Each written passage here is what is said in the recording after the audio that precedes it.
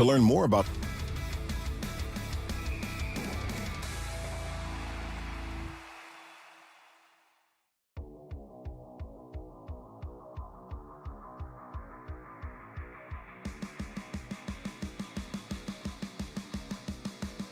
The Sports Hub, a Beasley Media Group station.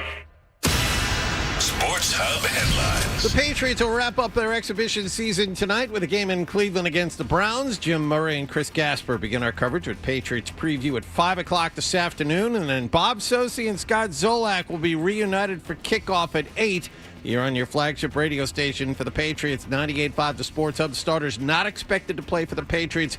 Dylan Gabriel will apparently be the starting quarterback for the Browns. In other NFL news, the league has done away with the actual game at the Pro Bowl. There will no longer be any game with pads or flags. The focus will now be on celebrating those who were selected. Red Sox had their 5-game winning streak snapped in Miami last night, 4-0 by the Marlins. Sox managed just 5 hits in this one and committed 4 errors on top of it. Miami third baseman Javier Sanoja had 3 hits, 3 stolen bases, and an RBI to lead the winners. Sonny Gray took the loss. He allowed 2 runs in 5 innings. Sox have tonight off, and then they'll open up a huge 4-game series at Yankee Stadium tomorrow night. Yankees did beat Houston last night 9-3. They lead the Red Sox by 2.5 games for the top American League wild card, and they play the Astros again this evening. And the Big 12 Conference has joined both the SEC and Big 10 in banning all pros from returning to play any college sports. Sports Hub headlines are brought to you by Safety Insurance, providing comprehensive coverage for your auto, home, and business. Ask your independent agent about safety. I'm John Wallach on Boston's Home for Sports, 98.5 The Sports Hub. Your next update at 6:30. The Sports Hub. 3 legendary franchises on one legendary radio station.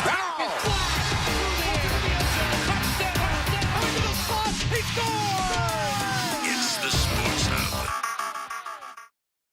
Ladies and gentlemen, I need all of you to stop what you're doing and listen. Toucher Yes, I finally shaved my nuts. and Hardy Who, me? Just hanging around. on 98.5. Anchorman, heard about you. Yeah. We're Costco guys. Of course we go shopping while eating a chicken bake. That's gross. Not a great cook, but I do cook. when I asked him about the sides. Kick them in the balls. I don't care about it, but it's not good behavior. Blaze Bailey is omitted. Toucher and Hardy We're the best friends that can be, my buddy and me. on 98.5 The Sports Hub. Let's go. CPR? Mouth to mouth? You know, or call the chicken ambulance? And the chicken, died.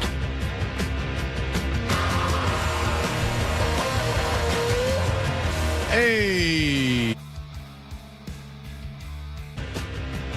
Toucher and Hardy, Town Fair Tire Studios, 617-779-0985. You can watch us on YouTube. Subscribe to 98.5 The Sports Hub on YouTube to get involved in that way. I just saw this when I opened up my computer here at the station, which Nicholas signs me into, much to many people's dismay. Can't sign yourself into your own computer? Well, I suppose I could. Could Nicholas you, though? does it. I think if I practiced and worked on it enough, I could probably get the hang of it. If you cared. Just funny, like anytime you do the show, and anytime you're like, hey, someone that works and gets paid does something, you can't do it for yourself. I don't know. Guy works here. I don't know what you want from me. You probably get that. You've probably gotten that before in your career. You've said something about like an intern, not even an intern, like someone like a producer doing something, and they're like, duh. I'm sure it's happened on the midday show before. Like someone has gotten. I'm sure Zolak gets it all the time. But you think? Yes. But like it's just the controversy of Bird waking me up, which I understood. But that was, I got talked to by management. That was a thing. That was a top 10 right there. And what's funny is that is sort of de rigueur for morning shows. Like they woke up everyone. I mean, I've heard on what was that Detroit show, Hardy? The Drew one and on Mike? Riff. Drew and Mike. They used to, the overnight guy used to tape himself waking up Mike. See, now that one I had thoughts about and didn't really appreciate until I started doing this shift. But I also think of that as more of like a favor because you and Bert are friends. And he would do that almost as a solid for you. Okay, so I will add Is this. that fair? Yeah. At No, the it time, wasn't. I remember Bird being angry. Yeah, well, he got no. He was angry because I can't remember what happened. It was years ago, and Bert and I are friends, so like it's not Now, like a big but I'm deal. just talking about the time. No, Yeah. I know, but it was. I don't even remember really what happened. But in fairness, Bird was getting paid to come in and watch television, and not television like for the show. Yeah, but it's not like they had this set up here for him. He had to bring in his own stuff Right. in order to watch TV. Right. So it wasn't the cushiest of gigs. So like his job wasn't to like wake me up. His job was at like whatever time. No one does it now, by the way, but like at whatever time it was, say like 6:15 or 6:15. I was going to say 5:55. No, but yeah. not when I got here, but like when he would When he got here, that was yeah, like when he got here, like he just like, hey, call me and just make sure like everything's cool. Which they did in Atlanta. My producer did in Atlanta, and I didn't even tell him to do it. He just called me every morning and would just be like, hey, what's up? Like da da da da da da da da.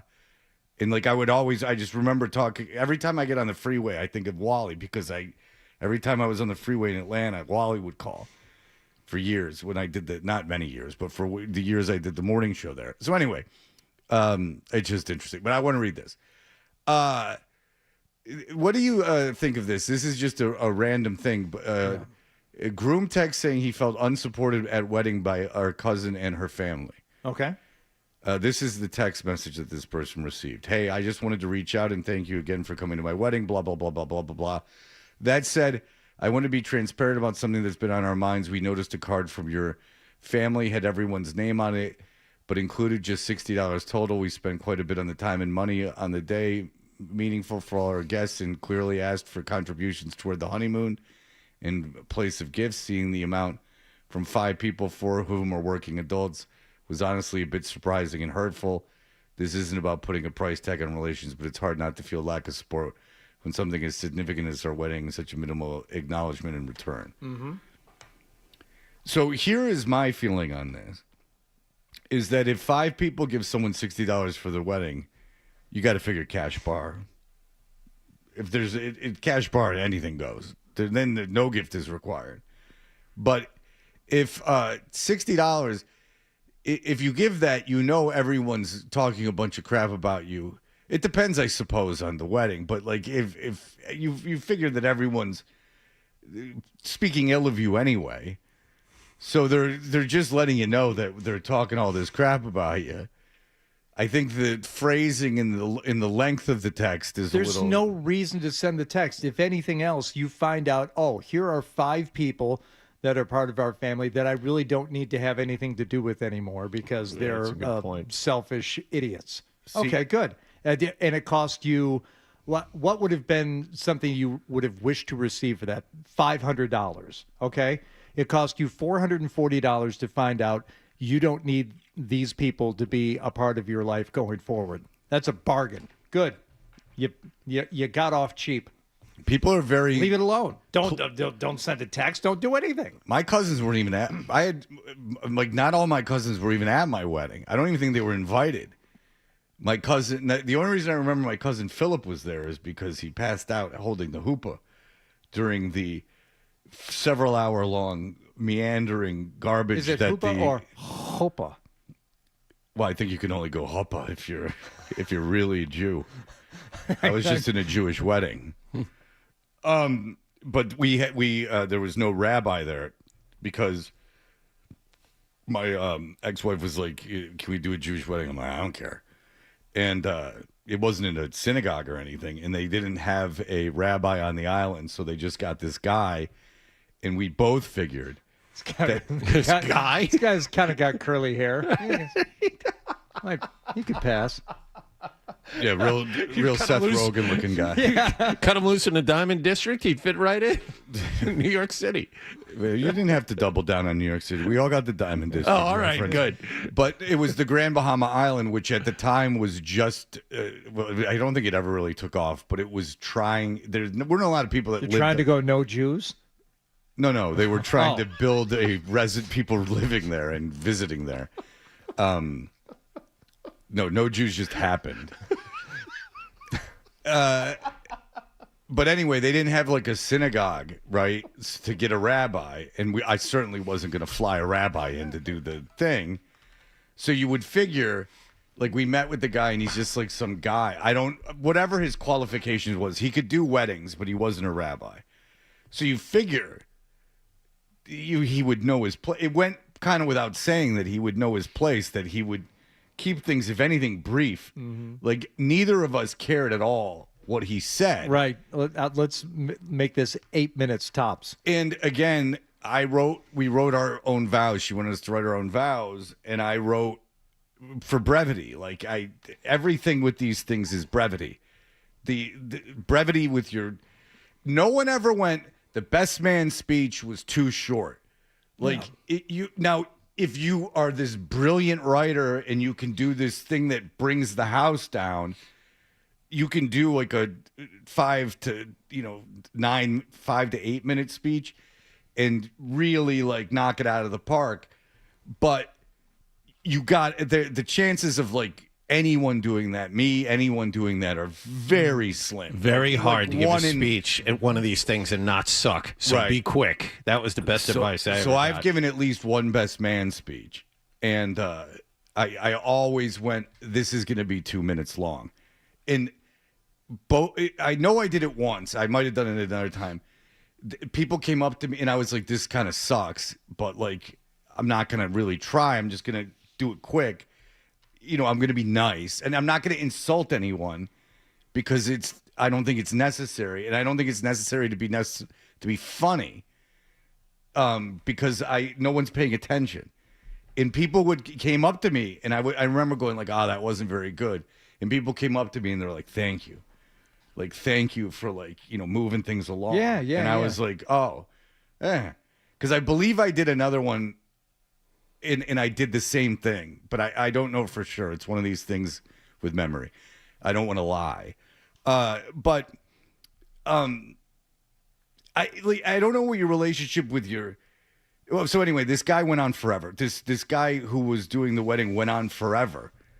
Just went on and on and on and on and on. And it was July in the Bahamas. It's warm Outside. Yeah. My ex-wife insisted that I wear a suit. And my cousin, and that meant everyone had to have like long pants on. And my cousin passed out holding the hoopah. There you go. He was not intoxicated or anything. He just passed out from. And then my aunt was going, Philip, someone get a doctor. She had a real Long Island accent that I can't do. And it went on forever and ever and ever. But that being said, my Aunt Betty might have given me nothing. I don't know. Everyone's so close with their family. Like, I wouldn't know if she gave me $60. My Aunt Betty lived in a trailer in Ocala. She had retired to Ocala, and where she lived in a trailer with a gentleman who was not my original uncle or the father of my cousins. He was a man in and out of jail for domestic issues. Not everyone always on Aunt Betty's side in those domestic issues. I'm guessing Ocala is in the lawless version of Florida, middle of the state. It is north of Orlando, in the Lakeland area. Okay, so nice yes, spot. Yeah, yes. like 75 north. It's horse country. There's Got a lot it. of horses. Dan Roach's dad was down. Dan Roach's dad played the ponies and was in. It's like you can have horses for free, basically. Yeah. Like it's like real cheap to have horses. Like it's not like Southern California or something. But I have no idea I don't even know if my cousins on my dad's side were there. So I think we invited everyone from my side of the family, and I had a few people show up. And my one of my grandmothers was still alive. She was there. Had an uncle, a great uncle on my side was still there. My sister, of course, brother-in-law. But out of the 70 or 80 people that were at our wedding, outside of our mutual friends and my handful of family members, I'll say a soft 40 to 50 of them were Marcy's relatives from Nebraska. Because we got married in Las Vegas. Instead of making everyone go to Michigan or making everyone go to Nebraska, how about everybody comes to Caesar's Palace for the weekend and we'll get married there? And every single one of her relatives said, yep, we'll be there. And that's who showed up. Well, we only had one person not show up for our wedding. We invited like 150 people to the Bahamas, and only one person didn't come, and it's because they were a pilot and had to fly that day. And they came the day before. So I don't even know who I invited. I know my Aunt Claire's was there and my Aunt Betty, but I don't have that big a family, much to my kids. Like my son has friends with like big families, and he's like, wow, our family's super small. I'm like, low sperm count. Well, especially in Boston, and this has happened with us too, because you know your kids grow up and they have friends who have uncles and cousins and aunts, and everyone is around all the time. And we're kind of in a similar situation where it's like, Aunt Jennifer, she's down in North Carolina. You got the one cousin there, and Marcy's side of the family, there's a lot more in terms of, but they're all in Nebraska.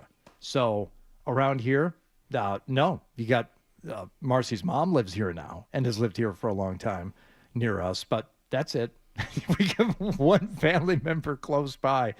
Like, oh, can we go see our cousins? You're like, we can. Is that something you long for? Yeah, I think they see what's happening with their friends, and it is fun. It's great. It's great to have a big family around. Yeah, my mom had a sister, my dad had a sister, and my dad's sister had 2 kids, and my dad had me, and then my mom had me, and my mom's sister had 6 kids.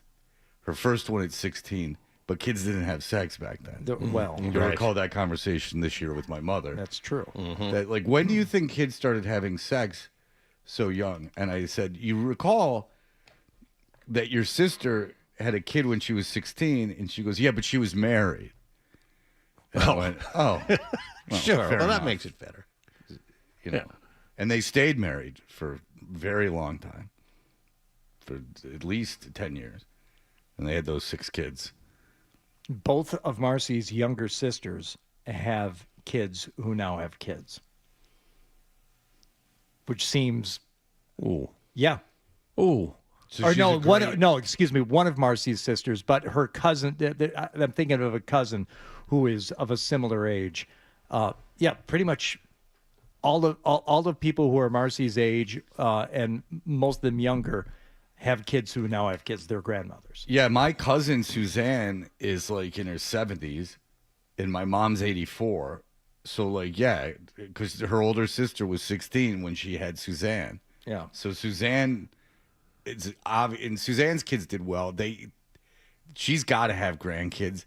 I don't know. I didn't grow up with people talking to each other. There wasn't a lot of like of talking to everyone. What'd you do? My ex-wife's family her immediate family doesn't talk. Well, they're all mad at each other. Well, that's that's why you don't talk. Well, we're not, no one's mad at each other in our family. It's just that like no one really like talks. That's why when my aunt got mad at me about the tapping on the glass wedding, my cousin's wedding, when my father got mad at me, I'm like, you don't even talk to her. What do you care? Like, what now you're acting because like you ruined the wedding. That's why. I did. I stood up and peed all over the place. Oh. It was a real scene. I ruined the wedding. Well, there was a fat lady in a suit with a tie, and I looked at her too much. you were tapping on the gay glass. I remember that. Yeah. That was right when I started here in Boston. That was great. I was going through that and getting sued. It was like it was a real jovial time to come here. Good stuff. I should have known. But anyway, if you get, I agree with you. If you get $60, I don't know. But the thing is, if I get the text about the $60, at least the person's letting me know, because if you open something $60 at a wedding, the least you're doing is you and your bride, when you open it, are going, oh my God, these people. And like, I'm not even cashing the check. $60. Does Meredith Goldstein do the etiquette column for the Globe also, or is she just doing like the love letter advice? Because she called in. Straight love, baby. Okay. Because I think etiquette would dictate that if you get like an inappropriate gift for your wedding or something like that, if you were to ask somebody about this, what should I do? Nothing. I'm guessing you should do nothing. Right. It's absolutely in poor form for 5 people to sign a wedding card and put $60 in it. What is the appropriate response? Nothing. Yeah. You don't do anything. You still have to send the thank you note, or else you put too much thought into it. Because the thank you note is like a sitting down and just getting it over with situation where the man is not writing it. You're just sitting there while things are crossed off and written. Yeah, you just have to be present. You could, if you wanted to, you could write a really passive aggressive thank you note. Thank you so much for your generous wedding gift. Tom used it to go to the movies by himself. I still think that's too much thought. I think you just write thanks for the gift, much love, and then they're like, and then they get it and they're like, what do we give them? $60. Oh. Yeesh. Because what you're announcing is I'm ruined. What you're announcing is I can't get myself off the ground. Adam 12 texted me yesterday. Was having a fridge delivered. Oh boy. Oh boy. Was he in a panic? Was it used? Overextending? He wanted to know, what does one put in this thing? Yeah, because he normally just keeps his styrofoam cooler next to the sink. Well, I thought he was more of a can guy. Non-perishables. Out of nowhere, you're the expert when it comes to tipping. I am. Having a fridge delivered. That's what he wrote. I don't like that. Should I tip the 2 guys $20 each, or is that too cheap? $40? Question mark. You're going to tip the guys for bringing the refrigerator into your house? Yeah. Are they fans of the show? If they're fans of the show, then you got to tip them. Adam was asking you if $20 a piece for just putting a refrigerator into your house is appropriate. Adam. Yeah. Maybe he was shooting for the moon. And I said $20 each is good. I think that's the right amount. Oh boy. That's just 2 delivery guys. Mm-hmm. But you know what I like to do when I do it, Fred? I like to say something like, let's say you got a noon delivery. I'll hand him the $40. I'm like, hey, go grab lunch. Surprised you didn't make it for him. I'll say something like that. Well, that's not all you say. I would imagine you go, that's where you could, that's where you hook it up. That's the water. And if you need me to turn off the valves, I can come take you around. How are you going to do that? What you got in that? I mean, it's a whole conversation. You almost have to tip them because you've been talking to them so much. They enjoy it. Oh, I'm sure they do. Except for the guys. Except for the one guy who told me that he had things handled and I didn't have to go with him. Or the people that have emailed us and said that they've been to your home and that it wasn't that enjoyable. That never received one of those emails. We absolutely did, about the guy that did your windshield. No, the guy who did the trees in the back, and he said he saw the window where I was watching him. But he didn't bother him. No, there was a guy with a windshield that said that you were annoying him. No, I admitted to that. He gave me the glass cleaner to go away. Oh, okay. Yeah. I can take a hint. And I got free glass cleaner out of it. I mean, that's the goal. That's the goal. Sorry, you didn't put that glass cleaner up on the mantle. The guy gave it to me. Now, John, you've had 2 weddings. I'd imagine the second wedding you weren't expecting much. You said no gifts. Second wedding was bigger than the first one. Oh, Jesus. Yep. Now, was I in charge of making it a huge production? No, I was not. Yeah, but however, my wife's family is immense. I say 65% of the guest list. But it was the first for her. Yes. Yeah, okay. Well, then, yeah. Oh. You want to have a big wedding, then Yeah. it was her first wedding. Then she should. Royal It Sinesta. should have been all her. Yeah, it And should then have. John had like one person there, like, this is old hat to me. You just show up at the end, say I do, and then you excuse yeah, yourself. like you My- barely have to be there. My dad's an only child. My mother is the oldest of 2 children. It's just there weren't a lot of people there from Yeah. my side. If you don't like John and I, don't worry. Our families are dying out quick. It's true. Did you invite your ex-wife? No. Did you let her know you were getting married? No. Why would I do that? I don't know. Why would I do that? You were married to her. You were in love. I have one email here that pertains to the conversation before. How bad is it about me? Because you love It's not. his It's nose. no. That was a one-time thing. You tell One time a week thing. Tell Time in the morning. tell the fellas they are much nicer than me. At my wedding, I had 2 guys go in on a check for me for $50, and so I wrote them a thank you note, tore it in half, and mailed each piece to them separately. Well, if they're your friends. Well, and then at the bottom it said, "I haven't talked to them since." Yeah, like I think it's the cousin thing that is the rub. Is that I just don't I don't know my cousins that well, and so even my friends, like people that I like, that I could do all kinds of stuff. I'd crap in a box and mail it to them. Yeah. You know. Thank you. I appreciate it. You're just what I asked for. You read the registry. All right, we'll be back in just a moment. If you liked errors, a disaster yesterday. An unmitigated disaster for your Boston Red Sox. Is that what you want to hear? Off. All right, we'll be back in just a moment. Boston Talk Sports. Trade Drake May. We all know what, but we won't say what. Yeah, worst take on these airwaves in the last 24 hours. We may not take a call today. The Sports Hub.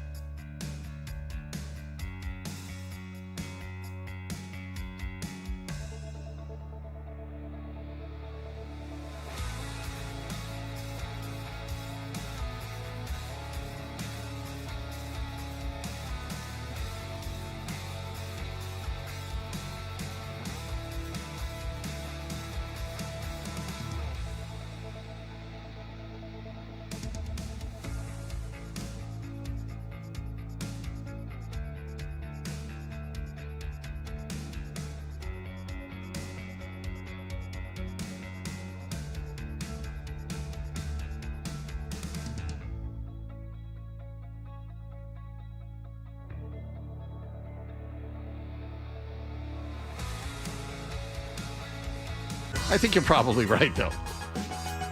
Yeah, I can't see the other reason why he would do it. But I need to think if there's any other possibilities, and I don't think there is. All angles were covered. Now I need to know. Okay. What are the male suitors doing? Right. With this individual? Sure. All right.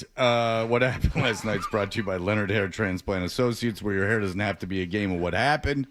So change your lettuce and change your life with Dr. Matthew Lepresti at 1-800-GET-HAIR. We're getting pre-punchy on this show this morning because we're thinking about staying up late to watch the final snap of Patriots Browns tonight. I was up at 3:30 this morning, so I got nothing. I'm punchy for real. 8 o'clock start for the third preseason game. Good for Amazon for dialing that in. I walked in this morning and told John, I'm like, because John and I have identified one day each week where we wake up and we say, we can't do this. I can't do it. Yeah. I can't do it. And after the Pro-Am yesterday at TPC, which was great, and it was fantastic, but it was almost 6 hours on the golf course and didn't get home until, 7:30 or something last night. And then worked, and I when the alarm went off this morning, I cannot do this. I can't do it. At some point during the night, are there allergies right now? Yes. Okay. Bad ones. Bad. Okay. At some point during the night, I coughed so hard that my night guard flew out of my mouth somewhere in the bedroom, and I was trying to look for it this morning with my iPhone light. Oh, yeah. So that my wife wouldn't have to wake up and, step on my night guard somewhere, and I couldn't find it. Yeah. But it was one of those nights where it's like, oh, it's just weird stuff's happening now. Mm-hmm. The post-nasal allergy drip. Sweet. Well, there is that thought, if you don't sleep at all, where you go, I got to be live on the radio for 4 hours in a job where if I say the wrong thing, I'm fired. Poop. That has gone. I have thought about that. I mean, that I've called in before. I'm like, I can't. I'd rather take the heat and calling in sick than get on the air and say something. Like, you get, if you don't sleep, you come in. You say the wrong thing. Sometimes better off take the knee, let the clock run out. I've had that internal dialogue many times. No. Well, hey, maybe the Red Sox should have taken a knee before taking the field last night. It would have saved them some embarrassment already. Just transition right into that game against the Marlins last night. First run scored rather routinely. With Stowers on the bases this year. Ground ball, dive and missed by Monasterio. That'll bring in a run. So Stowers will score on a single by Hernandez. And makes it 1-0 Miami. Actually, it was kind of odd. Nick Sogard playing first base. He's not supposed to be playing first base, but Contreras had the night off. Ground ball to him. Runner on first going to second. Sogard throws to second, hits the runner on the ear flap of the batting helmet. Ricochets into the outfield. Runner goes to third, sets up that single. Yeah, okay. A lot of little leaguey type extra base. Yeah, the second run was even worse than that one. Oh. You mean this one? Into the game. Runner goes. Here's the throw down to second. That's going to glance off the runner into center field. Cedon has to chase it. He dives after it. He comes up gunning to home plate. And a tag. He's safe. Gunning. Lopez safe at home to make it 2-0 Miami. Yeah. For some reason, like it was like a cannonball out of a cannon. That throw. It was accurate. I don't know if it was a gun. It was weird. It hit the runner, ricochets into left center. For some reason, Cedon Rafaela was playing shallow, so he had to go back into his right to get the ball, and that allowed the runner, who was very, very quick, to score. So it's 2-0. Sonny Gray, who battled his ass off last night, didn't have his best stuff, but those are the 2 runs he gave up because of the defense.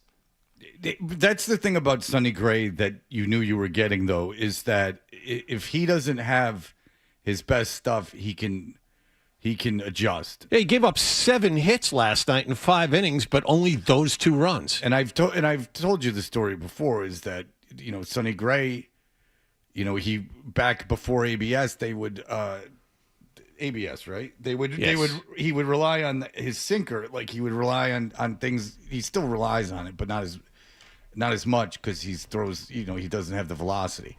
But he would rely on that sinker. If they weren't calling low strikes, he would get into a hole and he would have to figure out a way out of it. Okay, well, my bread and butter, this ump's not calling it. So now I got to figure out what I'm going to do. I'm going to allow myself some grace to like kind of like work around and feel things. And that's what you get with a guy like that. You see these guys that when, he usually throws 98. He was only throwing 96. Like Skeens, like he usually throws 98. He's only throwing 94. Well, okay, but that's going to happen. Like if you can't pivot from that, that's not an excuse to like blow up your start, right? No, like his velocity was down. Well, Sonny Gray doesn't have any velocity, so he can work with it, That people are looking at Peyton Tolley like that. Back-to-back starts, he like struck out 14 over 6 shutout innings, and then his next start threw 8 innings and under 90 pitches and only struck out 4. So he can pitch both ways. That's why people like his future so much. All right, so it's 2-0 at this point. Let's go to the 8th inning, if you like, errors. They'll ground it to first, and it's going to be mishandled by Sogard. The run will score. Heading into second base, Casey. He'll advance and stop there. A big run indeed. 3-0 Miami. Red Sox unable to get anything going offensively. At that point, it was pretty much over. One more in the bottom of the 8th would make it 4-0, and that's your final last night. So, Red Sox win streak halted. They ended up getting 5. 5. Yep. So I listened to the Miami call of the game. I do enjoy that. I find when I like walking at dusk, and I'll listen to the game, and I don't listen to the Red Sox feed because I can get that on Nesson, so I'll listen to the other team. I enjoy it. If I have the time and opportunity and the want. Mm-hmm. And they're talking like that team's making the playoffs. They're talking like that team that team's making the playoffs. They're a couple ticks above 500. Didn't they trade away? Well, the Cardinals aren't. Didn't they trade away people at the deadline?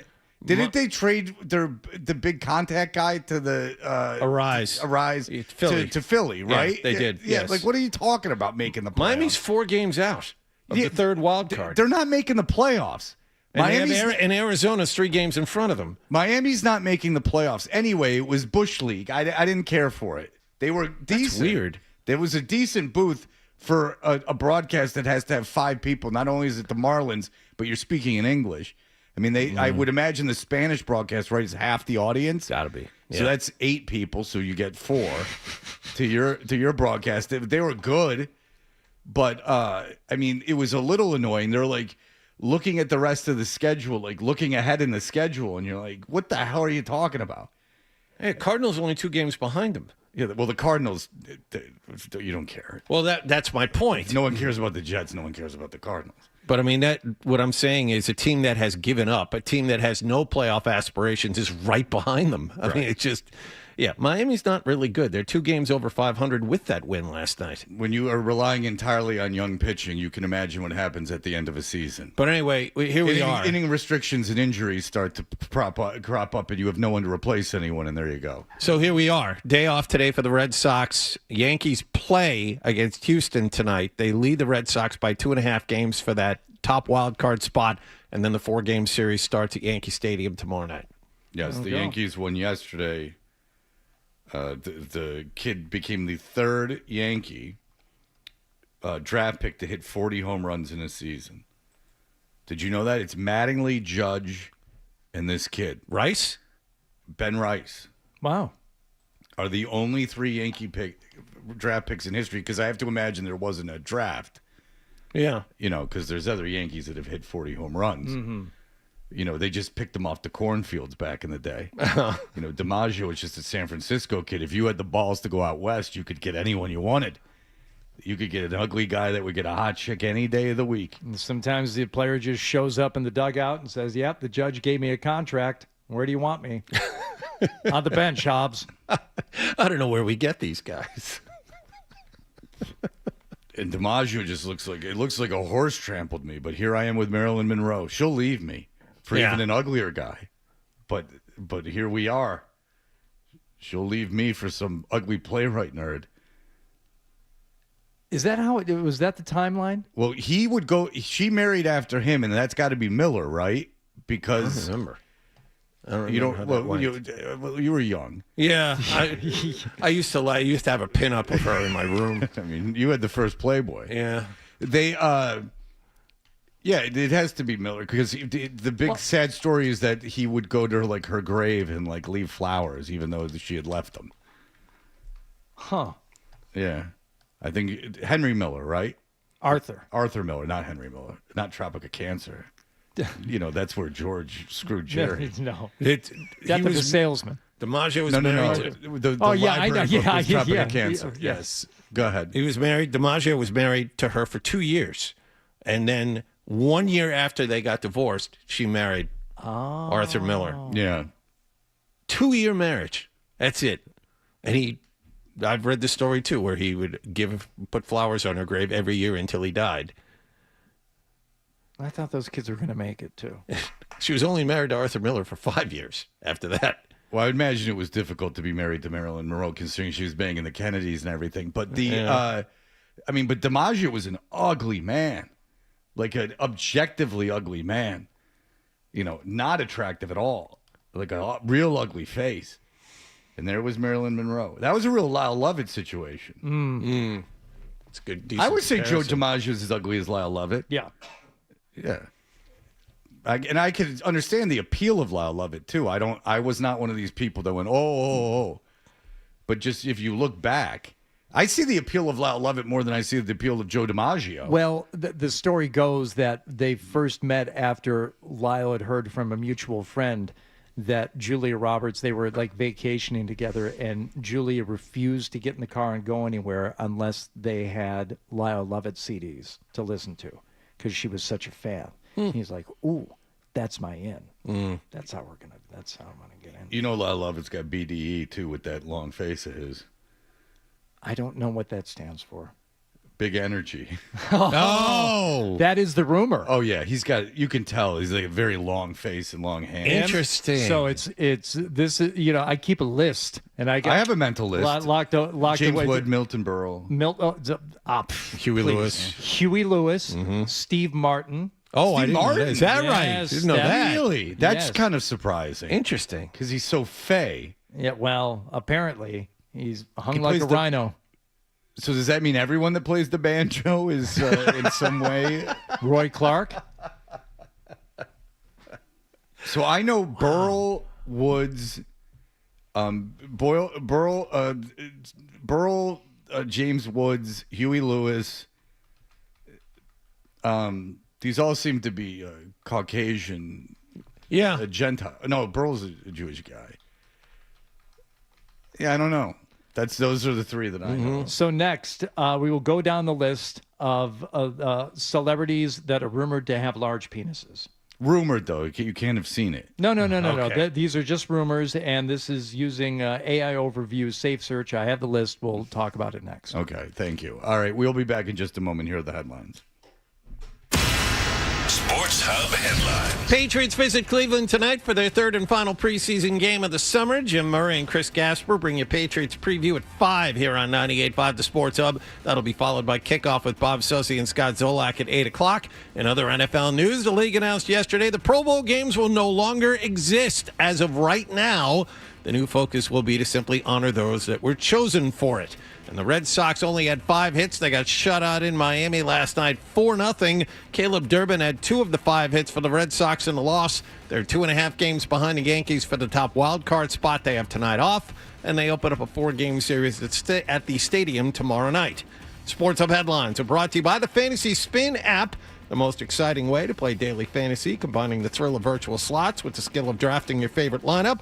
Download the Fantasy Spin app now and play for cash or try it for free. Must be 21 plus. Terms apply. Visit fantasyspin.com for details on responsible gaming resources. I'm John Wallach on Boston's Home for Sports, 98.5 The Sports Hub. Your next update at 7 o'clock. Touch your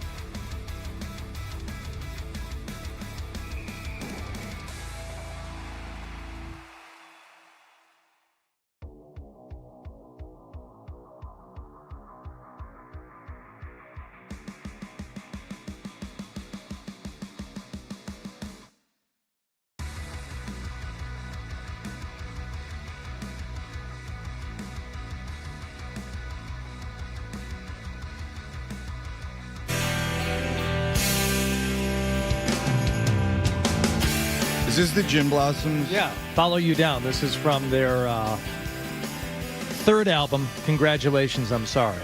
This is book How to Murder Your Life by this woman, Kat Marnell, and she tells a story about being a teenager and being backstage at the WHFS festival in D.C. and she gets pulled out of the crowd because, the moshing and everything.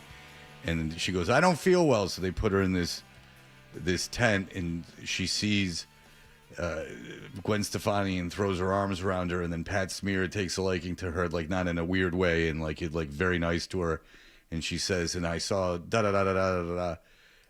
And then I saw the Gin Blossoms, but I didn't care because they were the Gin Blossoms. That's a really ignorant and mean thing to say. Wow. And this is a girl that was very impressed with Pat Smear.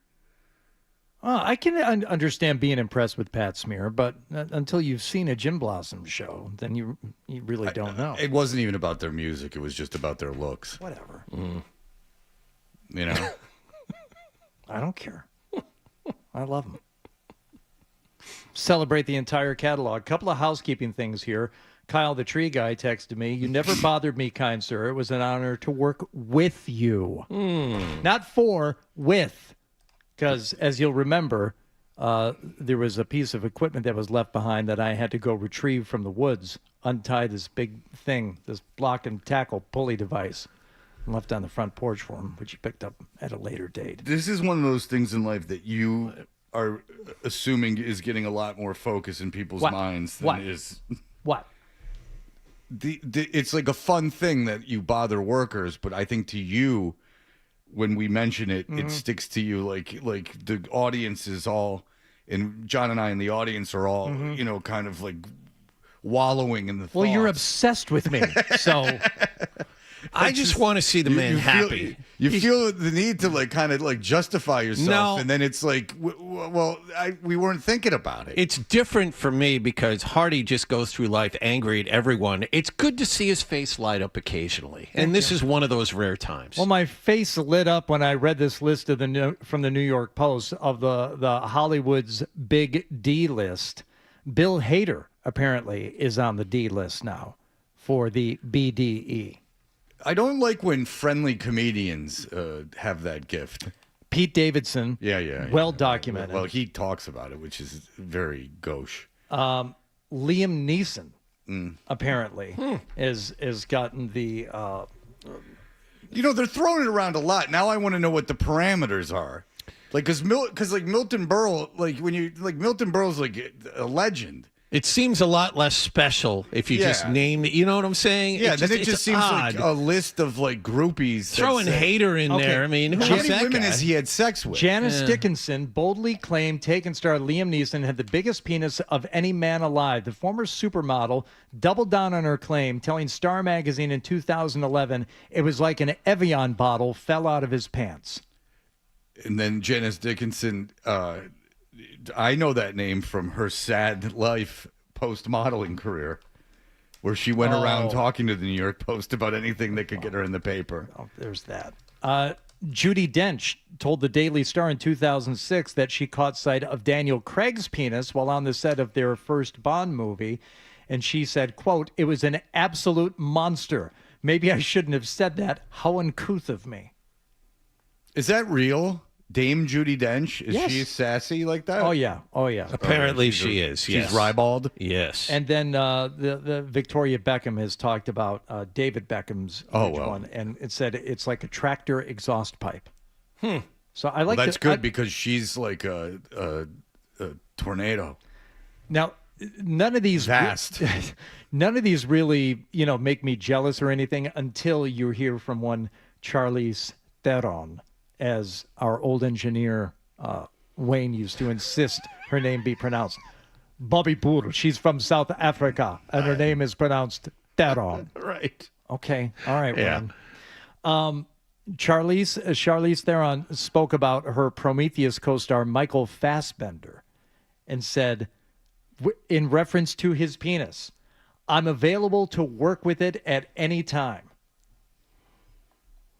Well, this just tells me that she's a size queen because of her own inefficient. What would we call it? Like her own faults. I guess she needs something like that to feel anything. I know, but could you imagine having? I have a thing for Charlize Theron. I think she's. I could imagine that she's grown quite plain in her older age. I could imagine that would be the case. She's not. She's glamorous. Well, I think I saw Monster too many times. I watch it once a week. Okay, so there you go. Yeah. And the other ones I don't care so much about. No, it kind of cheapens it. I'm with John. Like like you really thought you were thinking about like a home situation, like like someone who could have made a living just due to the freakishness of themselves, and then it's just now you're just talking about guys. Yeah, well, there's a lot, and there's a lot of them like talking about John Hamm, but I can't stand John Hamm ever since he went on Letterman and lied about his baseball career. Oh, I didn't know that. What are you talking about? Okay, He's a St. Louis guy. Uh-oh. Well, I'm not from there. You can probably find the audio very quickly, Beaton, because people think, I'm exaggerating this, but he said that he was a college catcher, and he said that he caught Roger Clemens, right? Mm-hmm.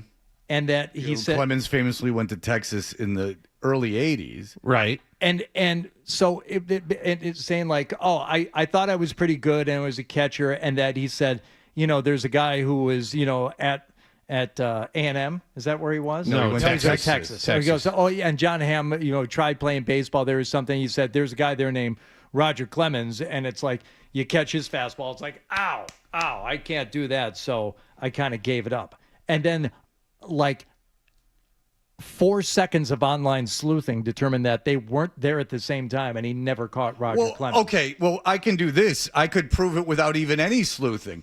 So you were going to walk on a catcher at Texas in a 120 mile an hour fastball. You crapped out because the ball was thrown too hard. You could say I wanted to walk on at Vassar, and the guys were throwing too hard. But that's like I was going to play football at Alabama, but they tackled too hard. Like, well, no, you weren't. Texas is the best. You're not. I was going to play at Texas, but they threw the ball too hard. Oh, did they? You could have stuck around, but they threw too hard. All right. You got it beaten? Go ahead. Texas might as well be a major league team. Go ahead. I played through high school and was very good in high school, and then I ended up going to the University of Texas and thought, okay. And I ended up thinking, well, I'm gonna walk on. I'm gonna see how good these guys are. They had a guy by the name of Roger Clemens there when I went to school. You were a freshman. He was a senior. Yeah, and I was like, okay, no, right, not gonna happen. Right. And I don't know if you've ever seen a ball travel that fast, but you don't really see it. Yeah. It just appears in your mitt, and then it hurts a lot. Yeah, that's kind of a lame story for someone who's a sports fan.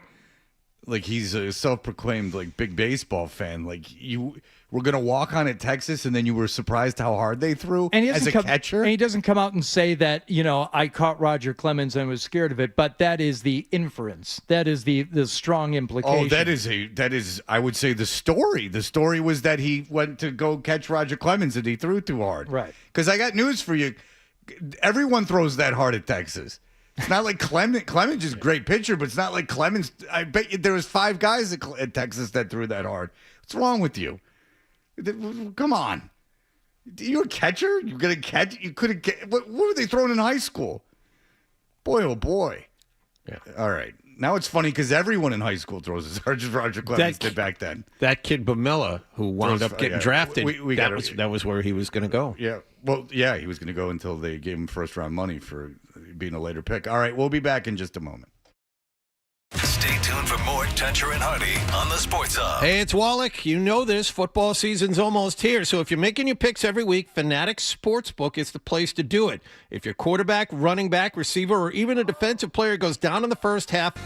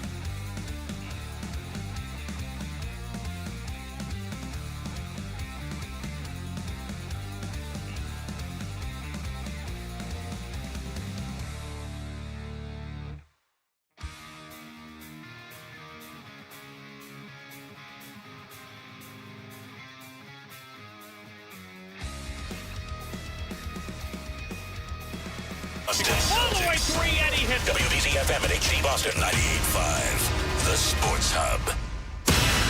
Sports Hub headlines. Patriots and Browns will meet in Cleveland tonight, the third and final game of the preseason for both teams. Jim Murray and Chris Gasper bring a Patriots preview at 5. That'll be followed by kickoff with Bob Sosi and Scott Zolak at 8 here on 98.5 The Sports Hub. The NFL announced yesterday the Pro Bowl games will no longer exist. The new focus is to simply honor those that were chosen.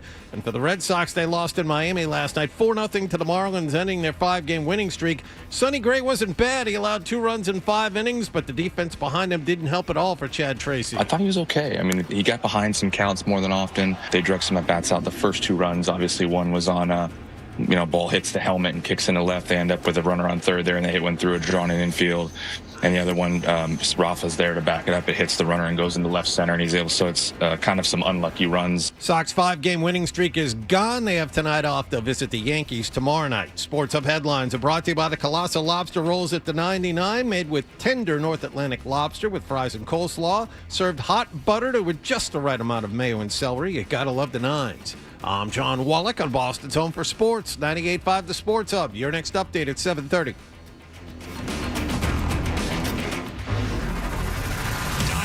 But he's got a breakaway. The backhand. Throws it in. Draw coming to the slot. The Sports Hub. Big show on the way. Need a little help getting started in the morning? It's very dangerous. They've got the experts. So, no. Toucher and Hardy. No. On the Sports Hub. All right.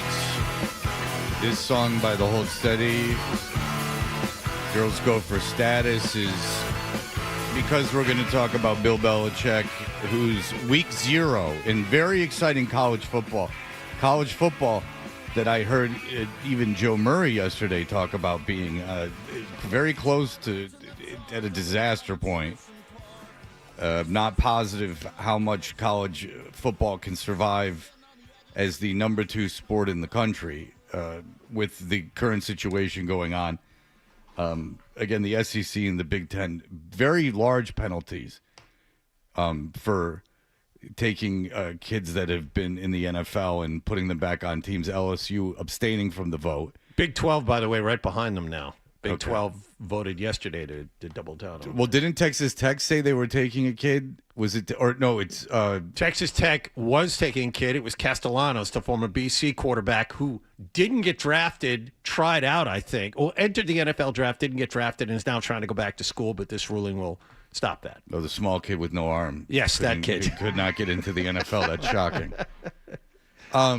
So yeah, it's a really bad situation with college football, and for me, who was like sort of on the fence, it's nice to have football on Saturdays, and people talk about it a lot. So the kids, some of them are going to play in the pros.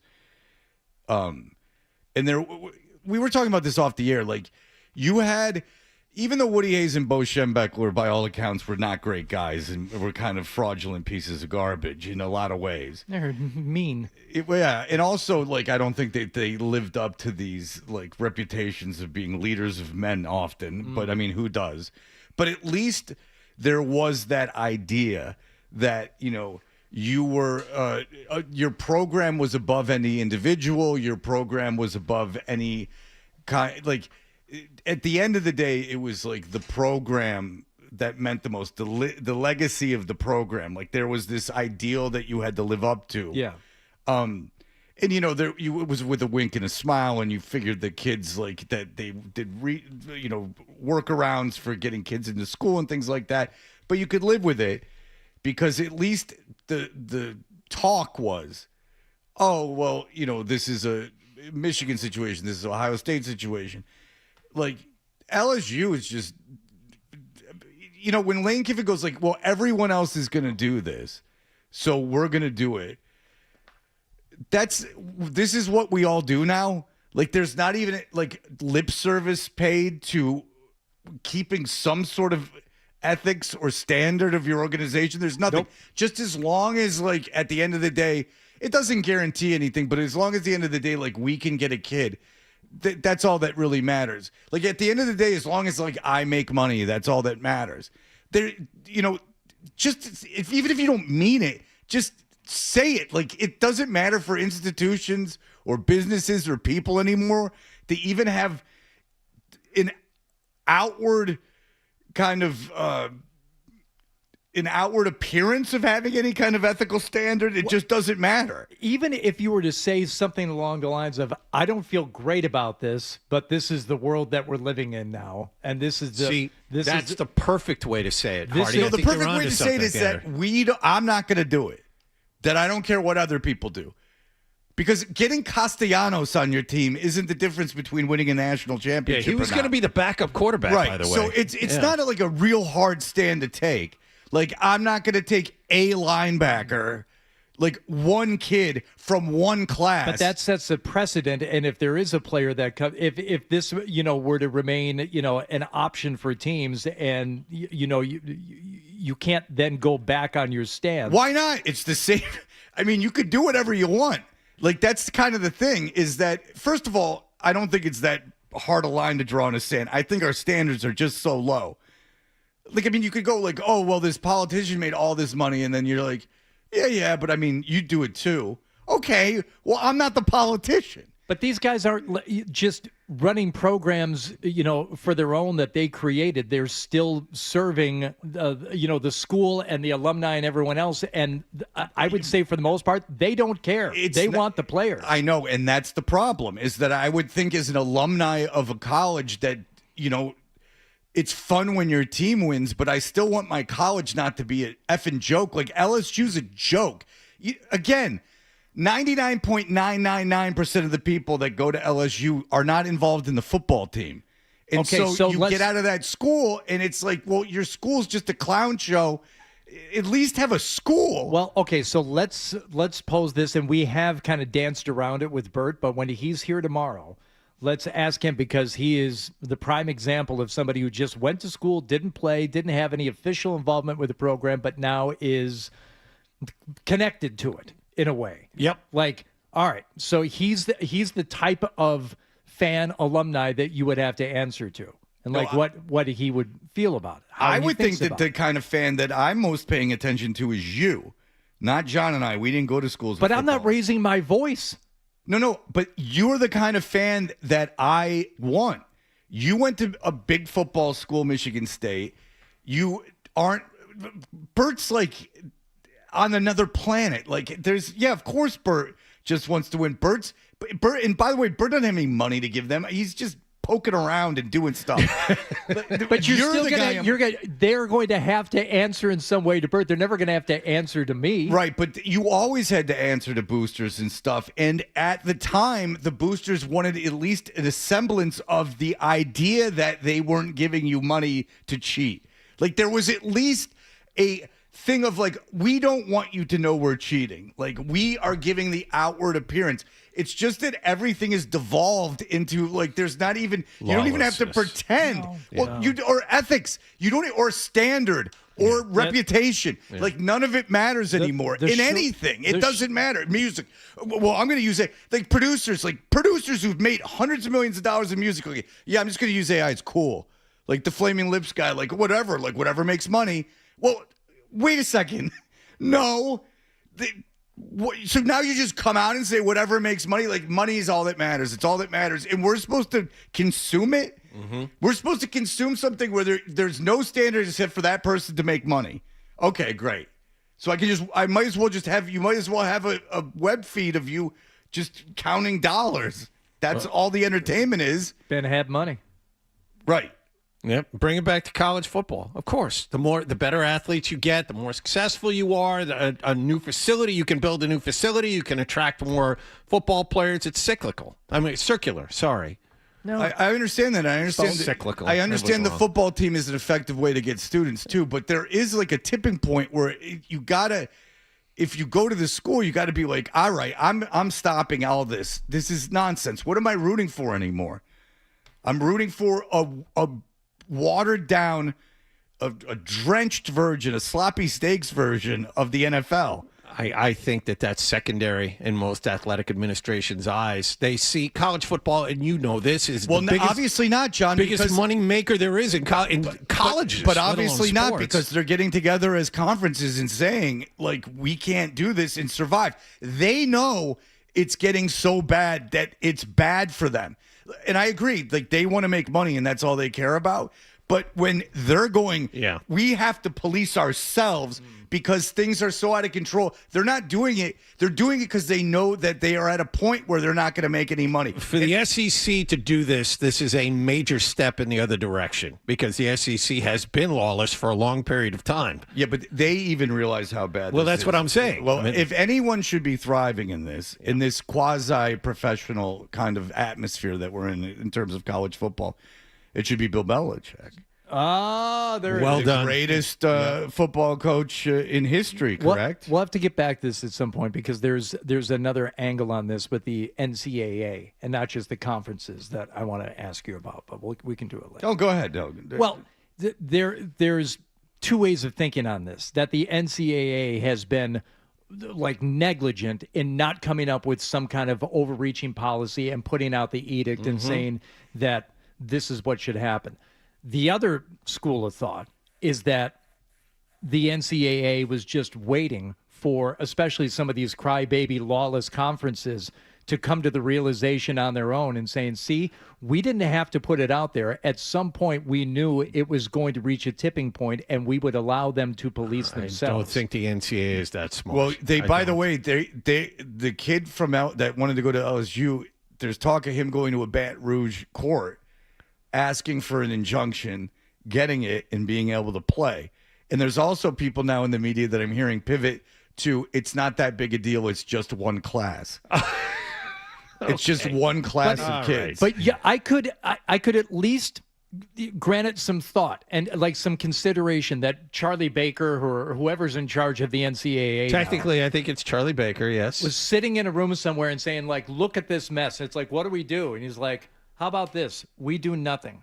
And because this is so messy and such a horrible thing, and they look at the 30,000-foot view and they can see the lawsuits coming, they can see this and that. And he said, and them saying, you know what, at some point this is going to become such a mess that these schools and these conferences will figure it out for themselves. Let's just stand back for a second and see what happens. I don't think that's it. Charlie Baker was from around here.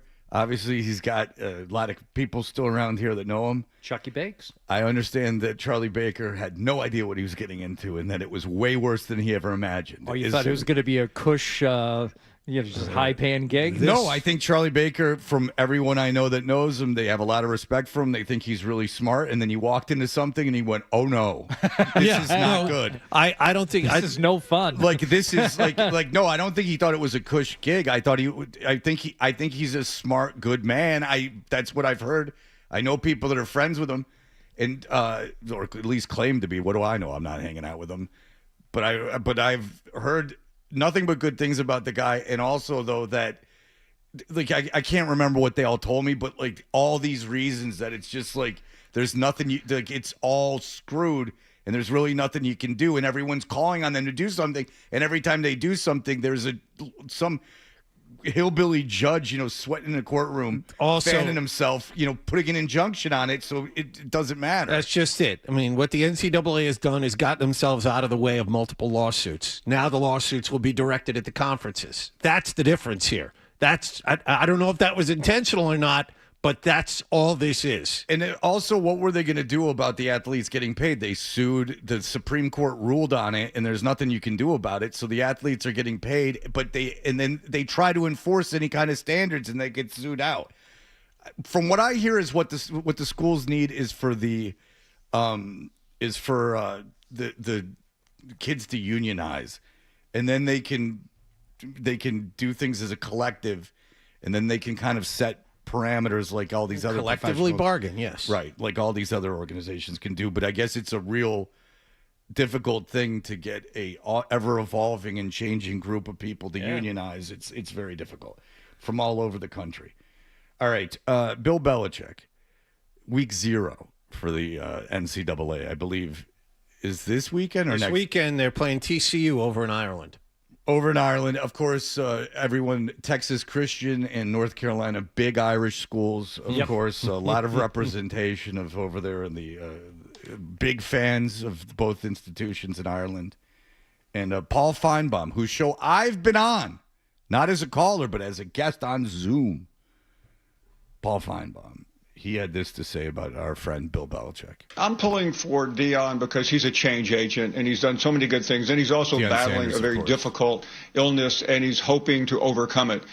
I'm not pulling for Bill Belichick. He's a grouch, he's a bully, and his career in college is about to go down in flames. He lost Michael Lombardi, his chief assistant and GM. Okay, do we know what he did? Or what he's being accused of? I look every couple of days to see if I can find this. I have not found an explanation yet. Very interesting. Yeah. No, I mean, I must heard, be pretty bad if they keep it under wraps this long. Yeah, I mean, I heard some stuff that doesn't have confirmation or anything, but I believe it has something to do with what I heard is that it had to do with the firing of a staffer, and that staffer filed an HR complaint. Okay. Is there fifis and he-he's? No. And I think it was the allegation was that it was like racially motivated, like they were, Oh, he's a horrible race. No. But the hiring and firing that was going on there was not in line with certain racial quotas or something. That's just something I heard. I have no idea if it's true or not. But well, that's not as juicy as I would hope. His son disappeared from the staff a couple of weeks ago as the defensive coordinator. And now you don't know for sure. You can kind of guess, but you don't know for sure what that was for. It is mass chaos in Chapel Hill, and I don't believe they'll win this game in Ireland, and I don't think Bill Belichick is going to survive until the end of the season. And the idea that somebody who has easily wrapped up the title as the greatest NFL coach of all time with his 6 championships in the Super Bowl, he lost a couple of other times, he has a couple of titles as an assistant, is going to go down in flames, but he did it to himself.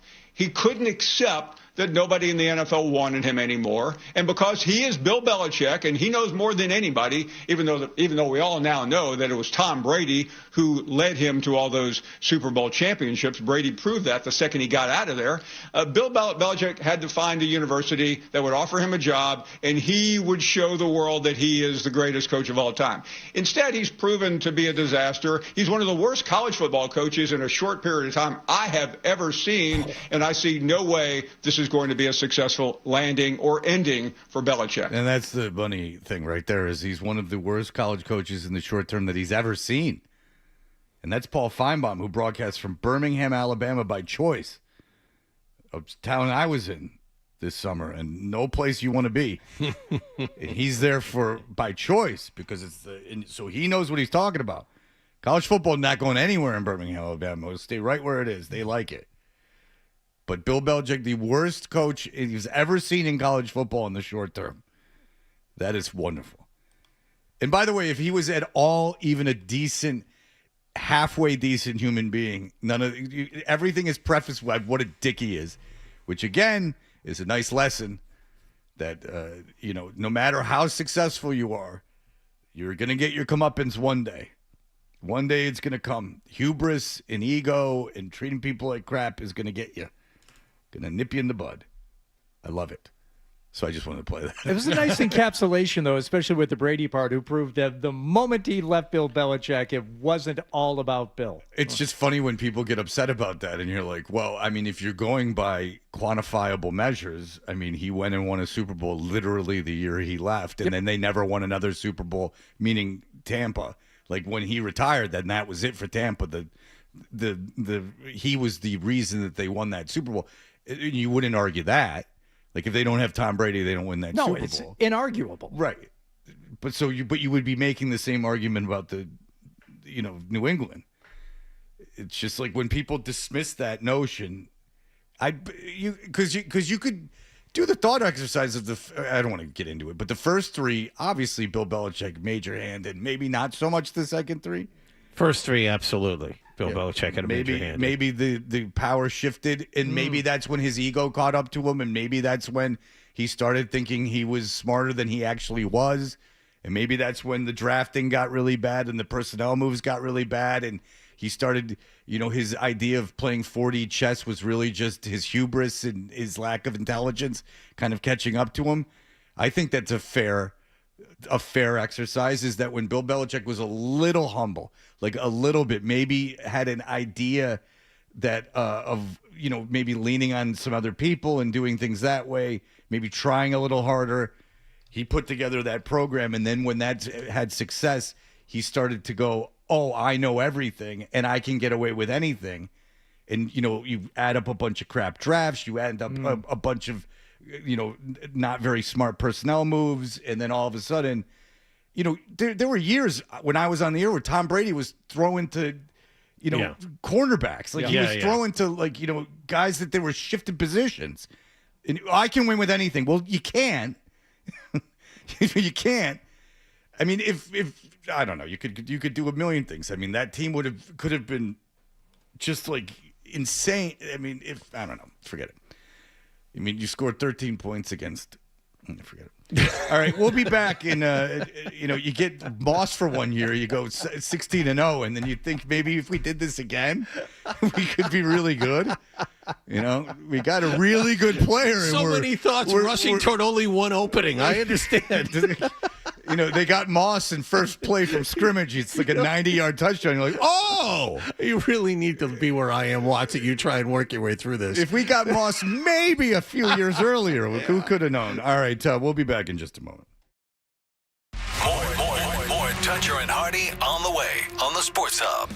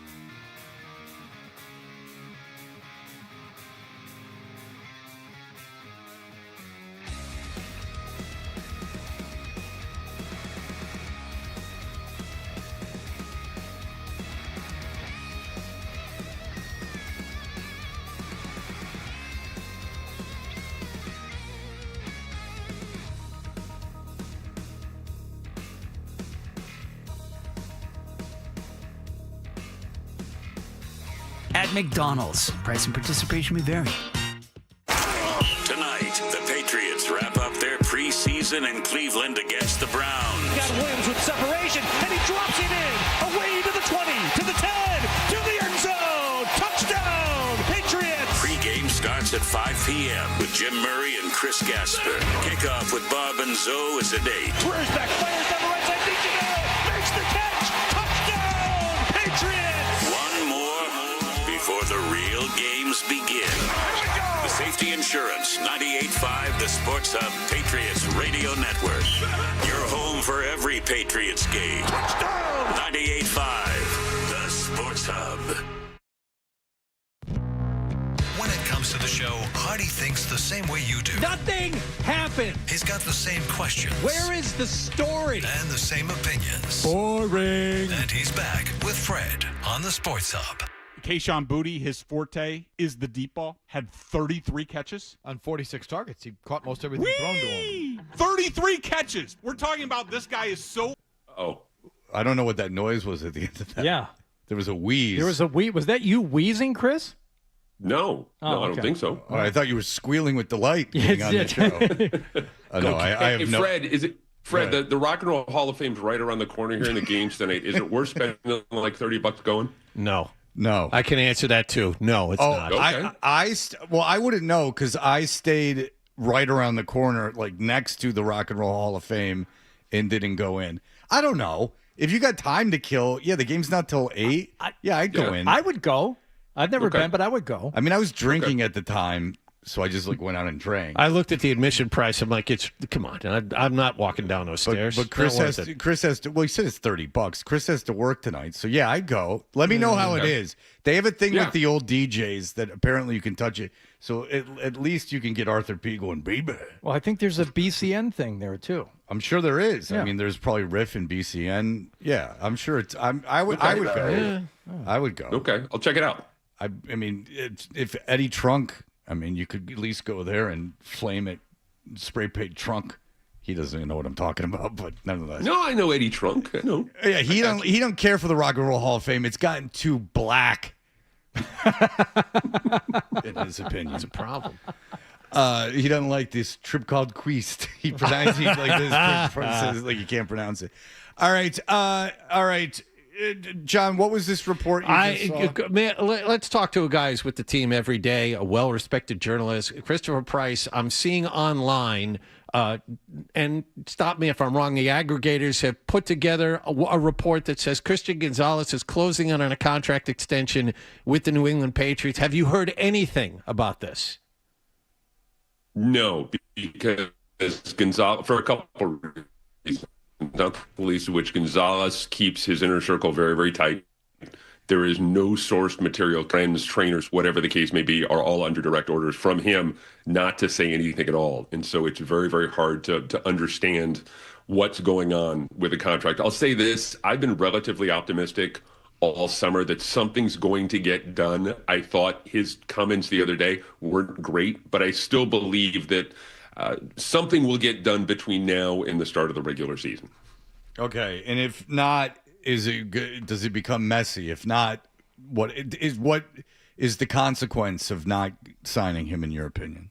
Well, you still have a couple of years. You have a couple of years under contract, and if you want to go back and kind of revisit it next offseason, which I assume they would, I don't think that there's a chance that they're going to talk about this over the course of the regular season. It's going to cost you even more. And I think John can remember, what's the quote from Mo Vaughn, where it's just, the price tag is going to keep going up and up and up the longer you wait. So, I think that's the danger here. If you don't get it done sooner rather than later, it's going to quit. What was the Witherspoon deal? Was 4 years, 130 something? It's going to cost even more than that. It's going to be a quantum leap forward. You'd have to figure it's about the guaranteed money at this point if Elliott Wolf is telling the truth. If the Patriots are offering him more money than anybody has ever had before for a cornerback, you'd have to figure he wants $1 or $2 more than Witherspoon got, and the Patriots are not willing to do that guaranteed money-wise, right? Yeah, the whole point here is to continue to, at least from the player's perspective, is to continue to move the ball down the field, is to continue to get a consistently bigger deals so the market keeps going in the right direction, at least as far as they're concerned. So, it's all guaranteed money at this point. Does Gonzalez deserve more guaranteed money than Witherspoon? Yeah, because he's the next guy. Uh-huh. That's the theory and I think that's the way everyone looks at it, at least at this point. Are the Patriots cheap for not wanting to give cash? No. Okay. No, because you look at their spending last year with Milton Williams and Carlton Davis and some of the other guys, and they really laid out. And you go back to 2021 when it was the Hunter Henry, Johnny Smith. They spend money. It's just a matter of if they consider this guy to be the best cornerback in the league and want to reward him proportionally. John was all giddy yesterday reading an email slamming me. He couldn't get to it fast enough, and the big complaint was that we had a Patriots guest on, and I was playing too much grab ass about things other than football. And the person said, "By the way, big cuts are coming," and they wanted to know about big cuts That's right. that are coming. Christopher Price, when they get down to 53 men, at what point are you out on who the guys are? Is there a number? I know as a writer, this is what you do for a living, and that you can come out with a 53-man roster. But at what point is it just a coin toss? At what number? Is it 50? Is it 52? At what number is it just a coin flip, in your opinion?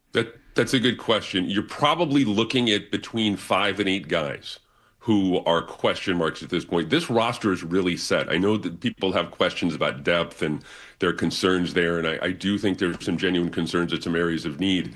But at the same time, you can pretty much earmark most of the guys who are going to make this team. It's fairly easy to look at this roster as it exists right now with 90-something guys and say, all right, here's 48 of the guys who are going to make the team. Tonight is going to be vital for a handful of guys specific to their chances of either making the practice squad or getting cut outright. I believe that guys like Amari Gaynor, guys like Kindle Vildor, I think Vildor is really in play for that kind of 5th or 6th cornerback role. Blaine Larison, the running back, these are guys who have a lot on the line when it comes to tonight's game. Yeah, and I think the one big question and the one thing that, was worthy of some conversation was about Kayshon Boutte and whether or not he was going to be traded, or dealt at any point. And now that that's been resolved, I don't know that there is another big position or another big personnel decision that needs to be made that people are, just waiting with bated breath for. Yeah, there's some depth guys, Hardy. I think that who's going to be that third running back, I think is still a major question for this team, especially with Trevion Henderson having, going down with a right ankle thing the other day in practice. Who's going to be kick returner? There's some areas of that concern, but it's going to be interesting to see the way it all kind of shakes out for them over the coming weeks, the decisions that they make. I'm fascinated by that third running back role, whether it's going to be Lane Larison, Hassan Haskins, Jermichael Hasty. I think they kind of left themselves a little bit short in that area just because, Antonio Gibson was so good last year, at least at the start of the year, and we kind of forgot, I guess we all kind of forgot about how important he was and what a fixture he was. So that's an area where I think, fans should take a really hard look at who plays tonight, who gets the majority of reps, and who does the best job acquitting themselves. I think Lane Larison probably has an edge, at least at this point, but there's still some football left to be played. And sorry, John, real quickly, just maybe just some belief that there isn't going to be as much reliance on the running game this year. We got a couple of receivers in here now, and it's we don't really need to worry about the third running back. We barely need to worry about the second. Spread them out, attack. Let's go. Yeah. I like it. Yeah, the other thing, too, that's part of that conversation is Reggie Gilliam. They got a really good fullback. And I'm not saying that Reggie Gilliam's going to rush for 1,000 yards or anything, but they can do a few things now that they have a true fullback that maybe they couldn't necessarily do last year. So again, it's all part of that back into the roster conversation that we're going to have tonight and kind of going forward for the next day or two. Who survives, who gets cut, and then eventually brought back to the practice squad. Some of that's going to kind of all play out tonight in this last preseason game. Being this the final preseason game, when do we look out at the field and go, okay, those guys out there on the field now are not making the team? Is it the second half? Is it the end of the second quarter? It's the second half. It's the second half. Okay. Yeah, So again, anyone who plays in the second half is not making the roster. Well, some of those guys who play in the second half are going to be brought back, at least theoretically, to the practice squad. I'll give you a guy like Amari Gaynor, who has really, I think, ascended over the course of camp. He's an edge guy, number 99, didn't really pop at the start of camp because he didn't really get a whole lot of opportunity. But the more he's played, the more chances he's gotten. I think he's done well. I don't think he's good enough right now to make the final 53, but I think he's one of those guys who, if he plays well tonight, they cut him and then they bring him back to the practice squad. Well, there's Christopher Price. He's got to keep himself in the game. He's got to keep himself interested. Got to find out who's making that practice squad. He's going to be out there. He loves Marcus Jones, by the way. I've been reading. I read Chris every day. I read Chris, big fan of Marcus Jones. Big fan. The other thing, too, that people need to know, Greg Van Routen, the guy that they picked up like last week, he is a quantum leap forward when it comes to the backup interior offensive line. He is a guy that is, if you get a healthy GVR and a healthy Ben Brown, those are two really good backups along the interior. I don't think the depth along the interior of the offensive line is going to be as bad as people think it is. And just know this, Vera Tucker will play the entire season because he's not on the Jets anymore. Just know that will happen. Christopher Price, you have served everyone well. We didn't dick around too much. We got right to the practice squad situation. Mm-hmm. Hopefully that listener that John gleefully read his email will be satisfied. Christopher Price, read him in the Boston Globe. Read him all his thoughts about the game tonight. Thank you, Christopher, as always. Always appreciate it. Take care, guys. Talk soon. All right, there you go. We'll be back in just a moment. Here are the headlines. Sports Hub headlines. Patriots and the Browns meet in Cleveland tonight, the third and final game of the preseason for both teams. Jim Murray and Chris Gasper bring you Patriots preview at 5 o'clock here on 98.5 The Sports Hub. That'll be followed by kickoff with Bob and Zoe at 8. In other NFL news, the league has done away with the actual game at the Pro Bowl. There will no longer be any game with pads or flags. The focus will now be on celebrating the selections. Red Sox had their 5-game winning streak snapped in Miami last night, 4-0 by the Marlins. Sox now 2.5 games behind the Yankees for the top wild card in the American League. They'll have tonight off and open up a 4-game series at the stadium tomorrow night. Sports Hub headlines are brought to you by Vanguard Golf Club in Dedham. High school golfers get into Vanguard and utilize all of their technology to make this season your best yet. Just $100 for the week. Learn more at VanguardGolfClub.com. I'm John Wallach of Boston's Home for Sports, 98.5 The Sports Hub. Your next update at 8 o'clock. You're listening to Toucher and Hardy on the Sports Hub. What happens if you want to have Rex? You can't get an erection. You go to Northeast Men's Health, you dummy. Go get your erection. There's a lot of soft. Just go to Northeast Men's Health, you get your erection.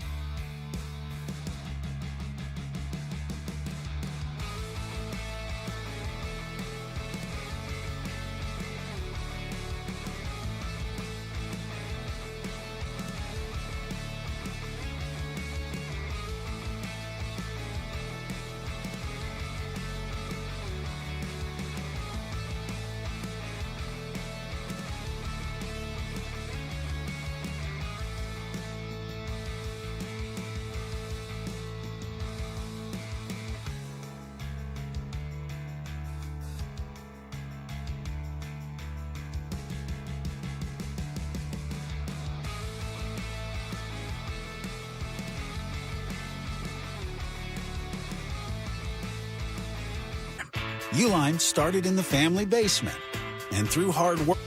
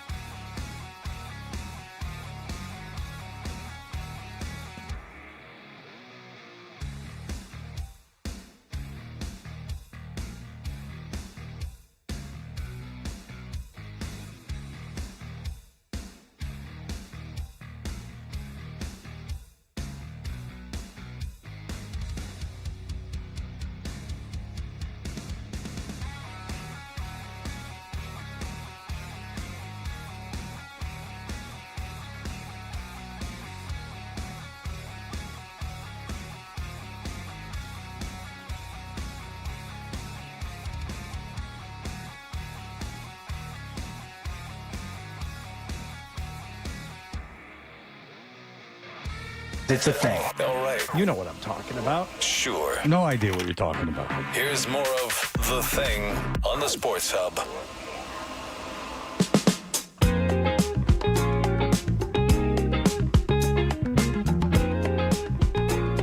Well, I'll tell you this. If you're looking for something to do today, look no further than the big game. Countdown to kickoff. 13 hours to go. Snack check. Snack check. Make sure you got a good assortment. Just like Mike Reese. Salty and sweet. Savory and succulent. And don't forget the brews. It ain't football without a Tall libation. Pats Nation. It's true. Spit take. With the spit take, I forgot about that. I thought that was opening up. I thought he was opening up the beer. But nonetheless, tonight, the pregame starts at 5 o'clock. This game is on Amazon Prime. Mm-hmm. So that means it's a national game? Yes. Al Michaels, Herb Street. Well, Al Michaels will be super into it, I as know. he is into most I of the know. Amazon Prime regular season games. I can only imagine how into it he's going to be tonight. That's a real tough ask. And in Cleveland, too. We're going to give you the final preseason game that neither of these two teams care about, and we're going to send you to Cleveland. And it's at 8 o'clock, and it's on Amazon Prime, and you can't switch off of it easily. It's people will make fun of me. They'll like, you have cable, and then they'll come over and they're like, oh, I get it now. Yeah. See how easy it is to like turn on something and watch it? Oh, you want to flip over to something else? I'm allowed to do that. Yeah, like it is pretty funny because people are like, oh, you still got cable, and I'll go, okay. I'll go, here you go. Give it a little spin. Do you know what? And again, I have no problem navigating, back and forth. It's just a pain in the ass, and I do like to flip, and you can't flip out of a streaming thing. The probably the biggest thing for me in terms of an annoyance is when I want to put closed captioning on, and it's not because I can't hear, but there's sometimes I just can't understand what's being said. If you're watching something with, thick accents or something, Mm-hmm. every streaming service has a different way to get the captioning on. And once you get over to it, it's like, okay, now I want to get this big menu off the screen. If I just hit the back button on my remote, no, you just left the streaming service. Now you're back to your other thing. Yeah. Like, well, Yeah. how long do I have to sit here until the menu goes down? You know what I watched with closed captioning, and I watched it over vacation, and I haven't watched a show like this in a very long time. Full House. 6 episode like cable series was Legends. It's a true story. It's about the customs officials in London. They hired these random people to bust these massive heroin rings, and they put them undercover as legends. Like, it's your legend. It's British terminology. And they put them undercover in the early 90s and had them infiltrate, and they had to go to like Pakistan and Colombia, and they were like lightly trained customs people. And this is a true story, Yes, like a it dramatic retelling? Yes, there was a book that was written about it from one of the guys, and it's based on just one of the guys, actually. At the end of, I don't want to blow the series for you, but the end, the head of the customs reveals that he has breasts. Okay. Steve Coogan, I believe, is the I like star Steve Coogan. Yeah, he's a good guy. This is not a comedy, though. So you know what I rewatched yesterday while I was doing my colonoscopy prep? Because you were doing it yesterday as well as before. Yeah, I just kept it going. Yeah, okay. I enjoyed the prep so much. It's kind of, I just turned it into part of my daily routine. You like to flush it all out. I do a full bottle of Miralax and 64 ounces of Gatorade. I chug it in an hour, and then I party. No, I started rewatching for the third time around now, season 1 of True Detective. Which, and my friend Paul will cringe when I say this, because he's the one who clued me into the whole controversy with season 1 of True Detective, which there's, cries of plagiarism, and a lot of the ideas were lifted from other authors, and even like passages of dialogue were direct lifts. Sorry, I don't care. It's the best 8 hours of TV that I've ever seen. The problem I had with True Detective is I knew who did it. Like I knew. Remember that, Jonathan? Yeah, you said that, and you said, "Oh, that's the guy on the lawnmower." Of course he did it. I was a mere ham and egger. I didn't get it, but Fred had figured it out 2 episodes before the reveal. Every once in a while, Fred will come up with something that proves he's not a total dolt. But to me, this still smacks of the person who says they knew what was happening in the sixth sense the whole time. No, I told John before. I didn't have access to the television show. I said to the episode before the penultimate episode, I said who the killer was. I said it. I might have said it on the air. I probably said it on the air. I don't remember that. I remember in retrospect, you claimed that you knew. I don't remember you saying that's it. That's not true. Because I never would have gotten credit. I got credit for it. I never would have gotten credit going back and doing it. No, okay. I said it before. All right. I think I did it on air. Because I have a great recollection of everything I've ever said. But that also over the last 30 years of my life. I would say this: it doesn't totally spoil the series. Not like finding out, like if you're watching it again, you know anyway. Yeah, so it you're doesn't not matter. Even watching for that. But I think even if you knew, it's like if you were watching Usual Suspects for the first time and you somehow figured out, right? Which I would call BS on, but yes, what the big turn was. Yeah. I could see that spoiling the movie for you. But even if you had thought that and knew that was going to be the end, it's still 8 hours of phenomenal TV. It's just plus, I'm not a big look at the boobies, but that sex scene. Oh, I mean, you can't deny that. I mean, that is something that even I think every man and woman in the world would go like, "Whoa!" Okay. I think that's like episode 2. Yeah, it's early on. I mean, you have to admit that not a lot of talk of like, oh, it's a steamy scene. You got to go check it out. Like it's not, but I mean that is no joke. Mm-hmm. She's a very attractive lady. Mm-hmm. All right, we'll be back in just a moment. I don't know. Paying tribute. Paying tribute. Oh, paying tribute to Dolly. We're going to pay tribute to Dolly Parton, as is everyone. Everyone is very upset about Dolly Parton. She was a great person. We will be back in just a moment. You're listening to Toucher and Hardy on the Sports Hub. All right, baseball season really, really heating up, and no better place to be than Kalshi, America's #1 prediction market platform, the official prediction market partner of the Boston Red Sox. Who is trading what right now in order to win it all? Still the Dodgers trading at 33%. Right now, if you were to make a $100 trade on the Dodgers winning the whole thing, that'd pay out just over $286. But as you know, these things change, and that's okay because on Kalshi, you're in a live market, not going up against the house. You're trading against peers, so you can trade in and out of your position whenever you want. And right now, you download the Kalshi app and use the code HARDY to get $20 when you trade $20. KALSHI, Kalshi. Trade on anything. 18 and over only. Restrictions and eligibility requirements apply. Event contract trading involves risk and may not be suitable for all investors. Kalshi products are not available in all jurisdictions. Prices, values, and available markets may differ from those mentioned. For more information, see Kalshi.com/regulatory. Your struggles don't have to define your...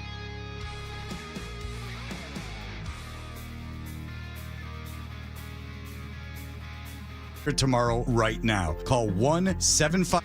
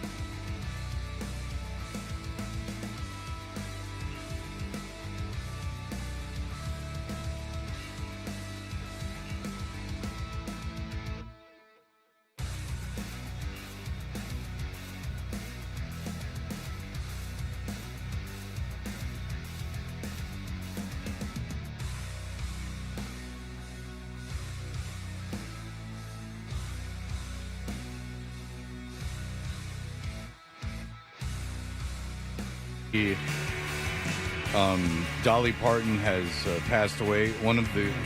Remember our friend Wendy, John? Yes, I do. She had a post that she co-signed on saying that it made it acceptable to have large breasts. Oh, that's nice. That Dolly made it acceptable. Yeah, because before that, was people were like, ew. It was a real... You would be surprised at the amount of articles. Because when I saw our friend Wendy had put that up, it linked to an article, which, of course, I had to investigate. Yeah. And then it's like a real problem. What's Wendy up to these days? A lot of traveling. I don't talk to her. I just am friends with her Pictures on of Instagram. exotic locations? Nice. Yeah, like all over the world. Really? I don't know what's going on. That's And that terrific. she wants like a man that's very loving. Huh. Those are the two messages: is that she is jet setting, and that she is she wants a man that's very loving. Okay. So she's single. She was married for a moment, but I don't think she is anymore. I talk to her like once a year. Well, Wendy's not wrong in that Dolly Parton touched people in a lot of ways, and there was a special on last night that I watched part of. I'm like, wow, she really was really cool and an interesting life, and just everyone coming out of the woodwork. But unfortunately, life goes on, and we had this list that we wanted to do, Fred. It just seemed silly and inappropriate and callous to be talking about the list of the 50 greatest thriller movies of all time, whether they are horror movies or suspense movies or murder movies, in the wake of Dolly Parton's passing. So we thought it best to combine the two and put together a little exercise which young Nicholas has helped out with, in that instead of just guessing and talking about these movies, the plot of these movies would be described to you and pay tribute to Dolly Parton at the same time. Right, because if thanks to social media, I can see everybody I know pay tribute to Dolly Parton, no matter how little contact or knowledge of her they had. So why don't we jump on the bandwagon as well? So I love to capitalize on death. Yeah, that's somehow make it about you. Yes. And somehow... I took a picture with that person once. Right. Yeah, and if any way possible, monetize it. That would be great. Well, you're monetizing it all, baby. All right, so 50 best thriller movies of all time. It will be your job, gentlemen, to both identify the song that young Nicholas is doing a kind of a rendition of, but more importantly, identify the film from the plot points that he is describing in the song. I think this is a very touching tribute. Are you ready? Yeah. All right, here we go. Let's begin. 7 deadly sins. Killers got a plan. Somerset and Mills counting down the kills. Gwyneth Paltrow's head stuffed into a box, and she was also pregnant. John Doe dies, but also kind of wins. He killed himself. That was really good, Nick. So what movie is Nicholas describing? I think it's 7. And the song? Islands in the Stream. See, you've got it. Yeah. Well done, Jonathan. Thank you. You hit it out of the park when he said 7 sins. I'm assuming you're starting with the easy ones. No. It gets very difficult. By the way, a listener reminded me yesterday that Adolfo was once in a production of Best Little Whorehouse in Texas. Oh, yeah. Wow. I remember the audio of his audition, or when he was rehearsing for it. Texas has a whorehouse in it. Yeah, good luck finding that. But if you can find uninterrupted audio of Adolfo, Texas has a whorehouse in it. Oh, that'd be great. Adolfo lived quite a life here. He between the archery and the going into the play. He did a lot of stuff. He had a lot of man of many interests. All right, 50 best thriller movies of all time ranked and described via a Dolly Parton song, number 2. They're all having sex, and then some girl gets killed, and a guy thinks he's got AIDS. Everybody's wearing weird masks, and then all the people have more sex, and more sex some more sex. Okay, I've never seen this film, but it's the Tom Cruise and Nicole Kidman movie. Eyes Wide Shut. Yeah, that was done by the famous director. Yeah. Oh, what's in the box? That is correct. All right. I don't know the song, though. It's called Here You Come Again. Wow, John Wallach, 2 for 2. John is just a very big love of Pigeon Forge, Tennessee, and all of its products. He goes to Dixie Stampede like there's nobody's business. We might wind up in Knoxville at some point this fall. The family. For what? I told you my brother-in-law lives in Knoxville. Oh. He'll take us to a Tennessee game, home game. We're going to try and figure out a date where we can go down. I'm down there for a Tennessee home game in September, and I will not be attending. I've never gone to a Tennessee home game. Good luck getting in and out of that thing. I've been told it's a little difficult. Over 100,000 people. What is it, like the third biggest college football stadium in the country? Something like that? Yeah. And these are, you'll be rubbing elbows with some people you don't usually rub elbows with, my friend. It's my part of the Northeastern experience. friend. Yeah. Have fun. By the way, Eyes Wide Shut coming in at number 39 on the top 50. That's a Kubrick film, It right? is. Yeah. Okay. I've never seen it. I haven't either. Oh, you've never watched it? No. Number 37 on the list. There are some decent sex scenes in it, but it's very plotting, and it's also shot in London, but you're supposed to think it's New York, and everything about it says, this isn't New York. Okay. This doesn't look like New York. Weird. I don't believe that this is New York. Was there a reason they did that? I don't know. It's probably cheaper to shoot in London. And Or maybe easier. it's like some kind of imagery that you're not getting. No, I'm sure. Mr. Kubrick played the game. All right. Here we go. Clarice, Clarice, Clarice, Clarice. You're hunting down a killer named Buffalo Bill. Oh, Jesus, they're all going to be... The skin, the skin, the skin he needs. Preferably from a big fat person. Now, what movie could Nicholas be talking about That, of on the course, list of the 50 greatest thrillers of all time? That, of course, is Philadelphia. Yeah, That is that's right. correct. Well done. Do I look like a clown? No, John? Jolene.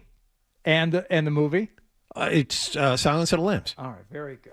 I just guessed Philadelphia. No, I kind of figured that was inferred by the way you played the ding earlier, you see. Yeah. Well, I think he knew that we knew. Yes.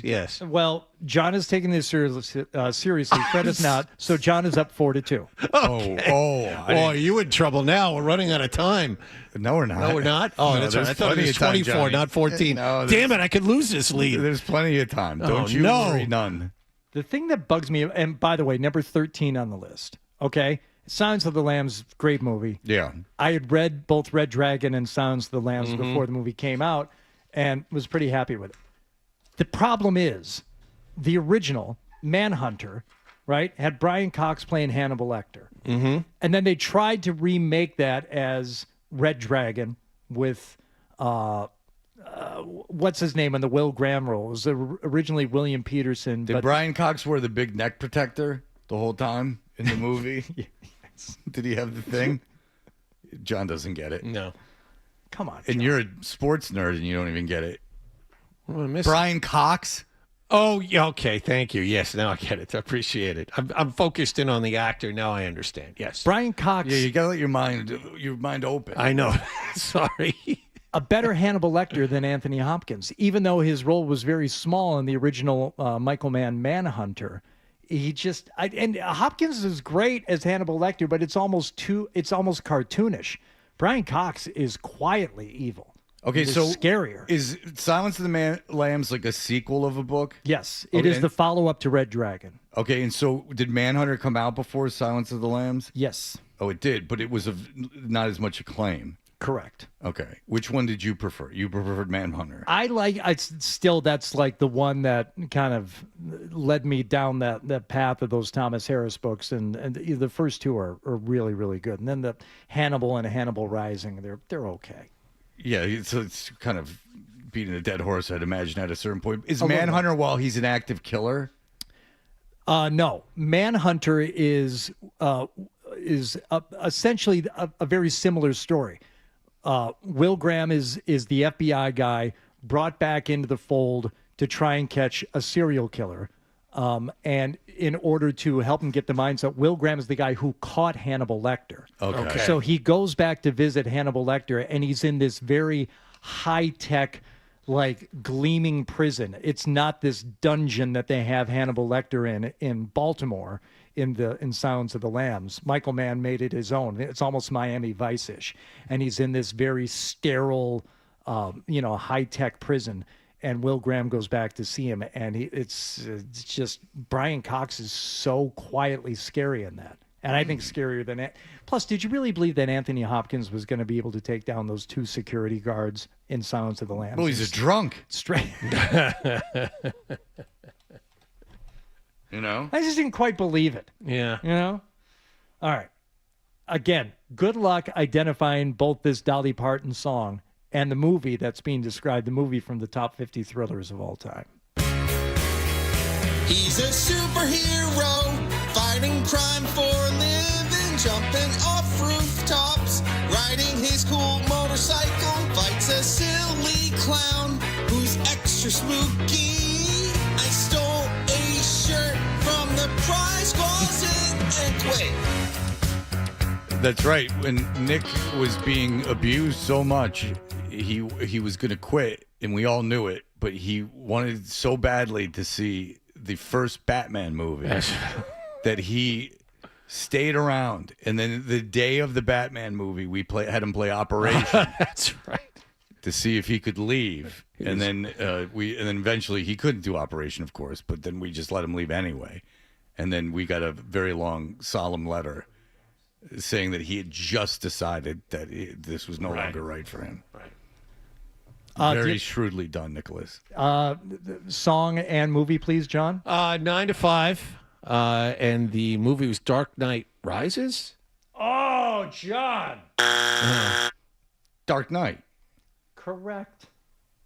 I thought we're talking about the Joker. Do I look like a clown? That was Heath Ledger, Dark Knight Rises, right? No, Dark Knight. No, Dark Knight Rises is Bane with Tom Hardy, you idiot. Oh, okay. Dark Knight Rises would be, they added the different word to it because Dark Knight was the original. Oh, okay. All right, we threw one ringer in here because, as we know, celebrity deaths do not occur just one at a time. Mm-hmm. They're often paired with another, sometimes in 3, which leads one to believe who the third one will be. There was another celebrity death that Nicholas wanted to pay homage to. So, just like when Darby Crash's death overwhelmed the support that John Lennon got on the day of his murder. That's true. So different song, different artist, different film altogether, not on the top 50 thrillers list. Good luck, gentlemen.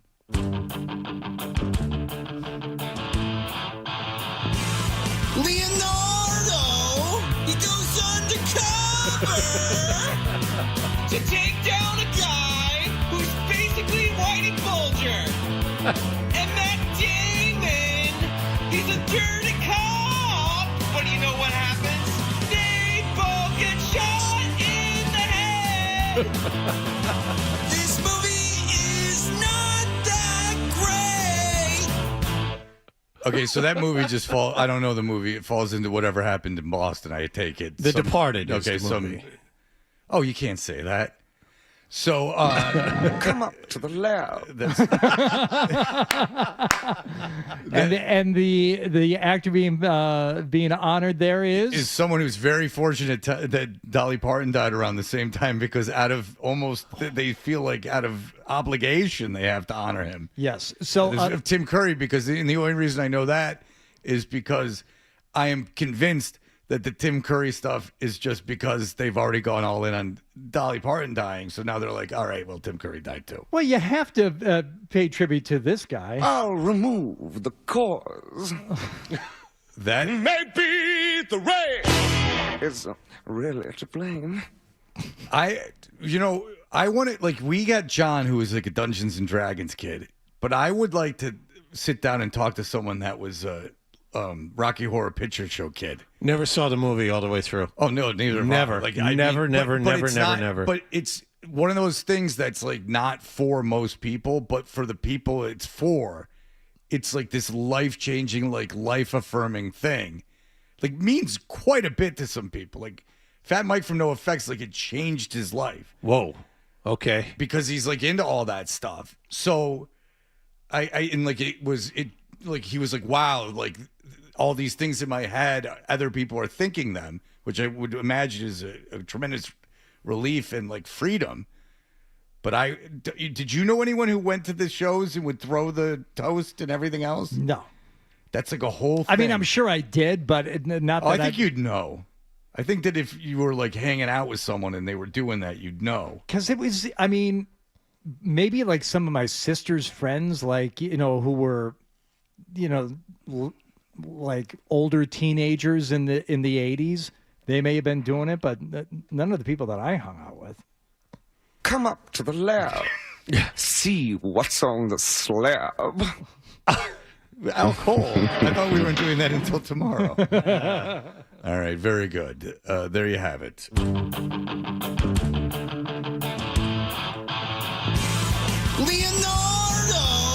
he goes undercover to take down a guy. These Boston movies, Whitey Bulger. it came out fast and furious for a while.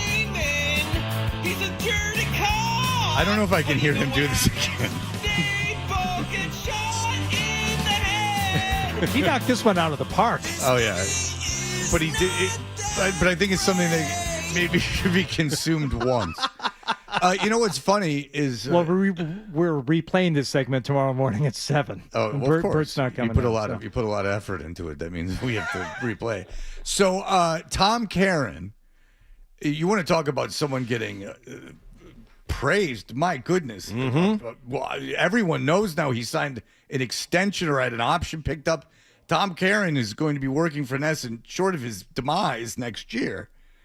And I mean, people speaking of it very emotionally, like it was some, like I guess it was they were really on the fence about it. 2 words: local treasure.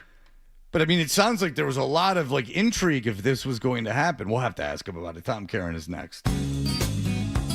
Clarice, Clarice, Clarice, Clarice. You're hunting down a killer named Buffalo Bill. More Toucher and Hardy next on the Sports Hub.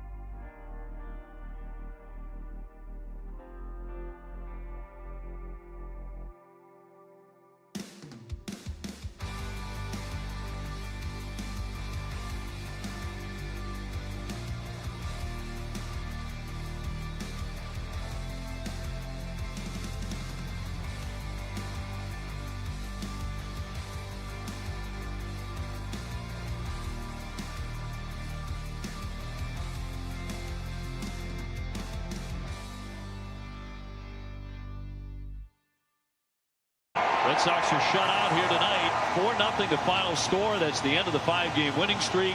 Red Sox do take the series 2-1. They'll have the day off Thursday and then a huge series looming against the Yankees over the weekend.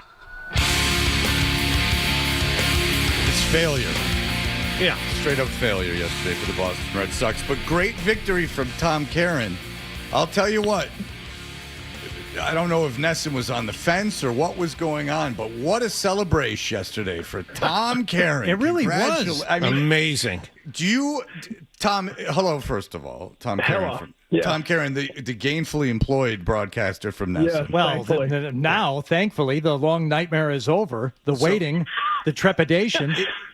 It was the most random thing. Thank you very much. It was for you, maybe, but I was unaware that how thin ice your career was How on. tenuous the situation was. Goodness. Yeah, it is funny. When you get that kind of reaction, you're like, oh, nobody thought this was going to happen, apparently. So, yeah. No, Thank you. it's a great honor and so apparently Tom Caron is extended in Nesson, but it's for me, I was like, yeah, it's your job. Like, you just keep doing your job. It was treated as if it was.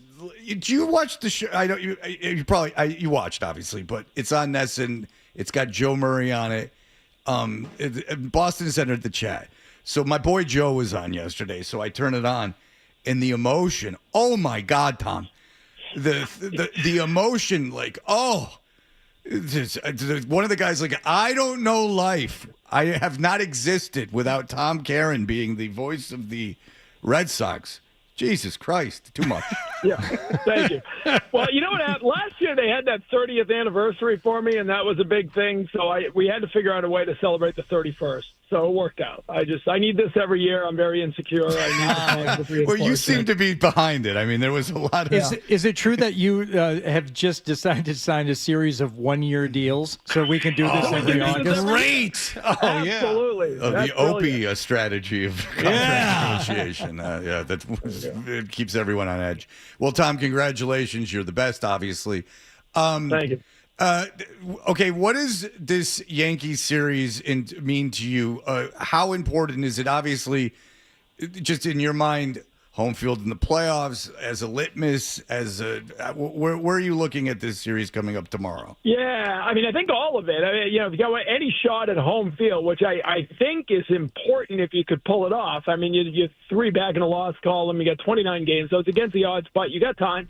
And if you want really any shot of that, obviously winning 3 out of 4 this series would give you that chance. And I think that would be a big difference for this team. I think they've now played better at home. That wasn't the case earlier this year, but I think they used Fenway to their advantage. I think the crowds have been electric, and I think that helps. And, we saw them lose at Yankee Stadium last year, so I think it'd be good to have it here. You talk about a litmus test. I think – it's a really important start Friday for Patrick Sandoval. It's a really important start Saturday for Jake Bennett. I want to see Suarez go deeper Sunday. So they've had good pitching, but the way this lines up, you don't know who's pitching the other game on Saturday, that bullpen game or something. Probably Bayo going to factor into that. So the litmus tests are for these starting pitchers against what's still a pretty good Yankee lineup. There's no Aaron Judge, obviously. It's going to be a different story in October. But I think it's important. I think, anyone who wins this series is going to feel pretty good. These 4-game series usually split, and that'd be fine. Status quo, you move on. But if somebody takes 3 out of 4, they're going to have the upper hand. Tom, looking at the pitching matchups, it does not seem to favor the Red Sox very much, regardless of who pitches on Saturday. But does that matter at this time of year? Because the Red Sox seem to survive and succeed despite that. Yeah, and you get to the bullpen, which they've done pretty well, and that doubleheader is usually a day where you're going to use up a bullpen. So, starting pitching matters. They don't get Cole. He's got to pitch today. He's got to pitch tonight for the Yankees. But the Schlittler's had his issues with the Red Sox mentally, but he's been really good against them. So I'm with you. I think this is going to be bullpen game, especially the doubleheader on Saturday, and I think you're good against their bullpen. How do you feel about the bullpen in general, getting closer and closer to the postseason? Yeah, I mean, the fumes, right? It looks hard. That's why I was, when Whitlock and Slayton got both put on the IL, I was like, that's okay, because that's what That's what 27-3 has given you, the ability to. They're not. I mean, the guys are injured. They're not making up injuries, but it's not a bad thing to shut them down for a couple of weeks, get them back in September, get them healthy, get them ready to go, because they're going to be huge for this bullpen. I don't want Tyron Guerrero pitching every night. You got to select your spots with him. I think Bayo's been really good.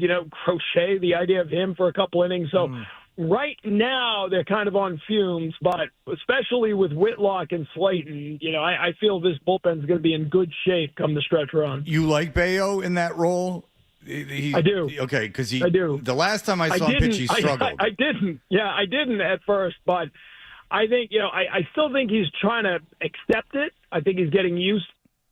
But I think, by and large, he's been pretty good out of the pen. Whatever that first inning thing, it gets by him. And in the playoffs, in the stretch run, in the last couple of weeks, having someone who can jump in for a short start and give you some depth, that can go a long way towards saving your bullpen for the rest of the run after that. By all accounts, Roman Anthony and Trevor Story will be on the Major League roster at some point this weekend, maybe as soon as tomorrow night, and Isaiah Connor-Falefa will be back with the big club in a few days when rosters expand. There's one school of thought that says, enough getting away with it with all these utility players, but there's another school of thought is, don't mess up the chemistry. I mean, they've gotten this far doing what they do. Where do you land on this? Yeah, I mean, it's tough, right? What are you going to send Mickey Gasper down? He's been the best hitter in baseball for 8 days, And again, we saw that whenever it was, right? In June, they were using Mickey Gasper a lot, and he really was a huge part of the ignition that got the season going. But then he tapered off, so they got the most out of him. Listen, Roman Anthony's got to be on this team. Trevor Story, by all reports, hasn't looked great in the rehab yet as far as the timing goes, as far as getting himself together. I thought his comments last night were interesting, kind of saying maybe he didn't come out and say maybe I need more work, but he sort of left the door open that maybe I need a couple more games to get my timing down. Monasterio's got to be on this team, and he's got to play some baseball. Chad Tracy has spent a lot of time the last couple of weeks when you talk to him about Monasterio, bringing up the fact that he can play a lot of different positions. And I think they look at him as a guy who can give Durbin a day off, who can get over at second base a little bit, maybe even play first base from time to time. But it's going to be tough. Like you said, IKF is going to wait till the roster call up. That makes sense. But you're going to have to pick two guys out of Gasper and Siegler and Sogard and Eli White. And those are all guys that have been really important in this run. Yeah, I'm with you. The idea of somehow not having Gasper around right now, it just seems silly. The way he's been hitting, and I didn't even think about what had happened earlier in the season, Tom. I'm glad you brought that up, but it just seems like a guy there right now. Why would you go out of your mustache? Go out of your way, horrible mustache. Why would you go out of your way to not have him on this team at this moment? That doesn't seem smart. Yeah, and if you send somebody down, you got to wait 10 days to bring him up. So it's not like you can juggle him for a few days. He's just so hot right now, and so maybe Sogard and Siegler. I don't. Eli White has been really good defensively, and he's one of the fastest guys I've seen in a long time. Yeah. And so that weapon of having somebody who, in key games, in a playoff game, who can be a pinch runner when you need him and stay in the game and be good defensively if the game keeps going, I don't want to lose him. All right, what's going on with Rutschman? Is he he's injured? What's going on? Yeah, I haven't heard a ton about what's going on, but he felt something. They're being a little careful about what they're saying about it. But this is who he's always been, right? Injuries have been the problem with this guy, and just when he kind of felt like he was starting to get his timing back and look like himself, this is a setback. With the day off today, they weren't in a rush to sort of label it with anything. I'm sure they'll figure more out today, but that's the worry, and that was the worry when you got him. Is as good as he has been, the injuries have nagged him for a long time. Yeah, it's they're kind of getting screwed at the trade deadline if he's hurt for any length of time, because that's Well, it's not like they didn't see this coming. It's buyer beware. They went all in. They went for it. And I think that if you're a Red Sox fan, you got to be very happy that they went for it. But it's like if you made two moves, one kind of like parallel move and one big swing and both those guys get hurt, that's pretty poor luck, I mean, I think that's exactly right. Although I'll say the same thing, I said about Whitlock and Slayton, where you are in the standings. I mean, you're going to be a wild card team, barring a total collapse. You're probably going to be the second wild card team, unless you take 3 this weekend. And so you do have the luxury of playing the long game and just trying to get Rutschman or anybody who's battling something just ready for the end of the season. You don't need them right now. You need them in 2 weeks to get ready for the playoffs. And especially, I agree with you with pitching, except for Gray and Suarez, who I wouldn't worry about at all. I mean, when you got them, you knew what they were going to do. I wouldn't be. You skip starts. You keep your bull. I'm with you on that. It's like after this series, you see how you do here, and then I don't know how much you want to press it going into the playoffs. I'm with you with that. I think you think about those, like the second to last start in spring training. You keep them in the rotation, but you get them out after a few innings, and then you get them one good one before the playoffs.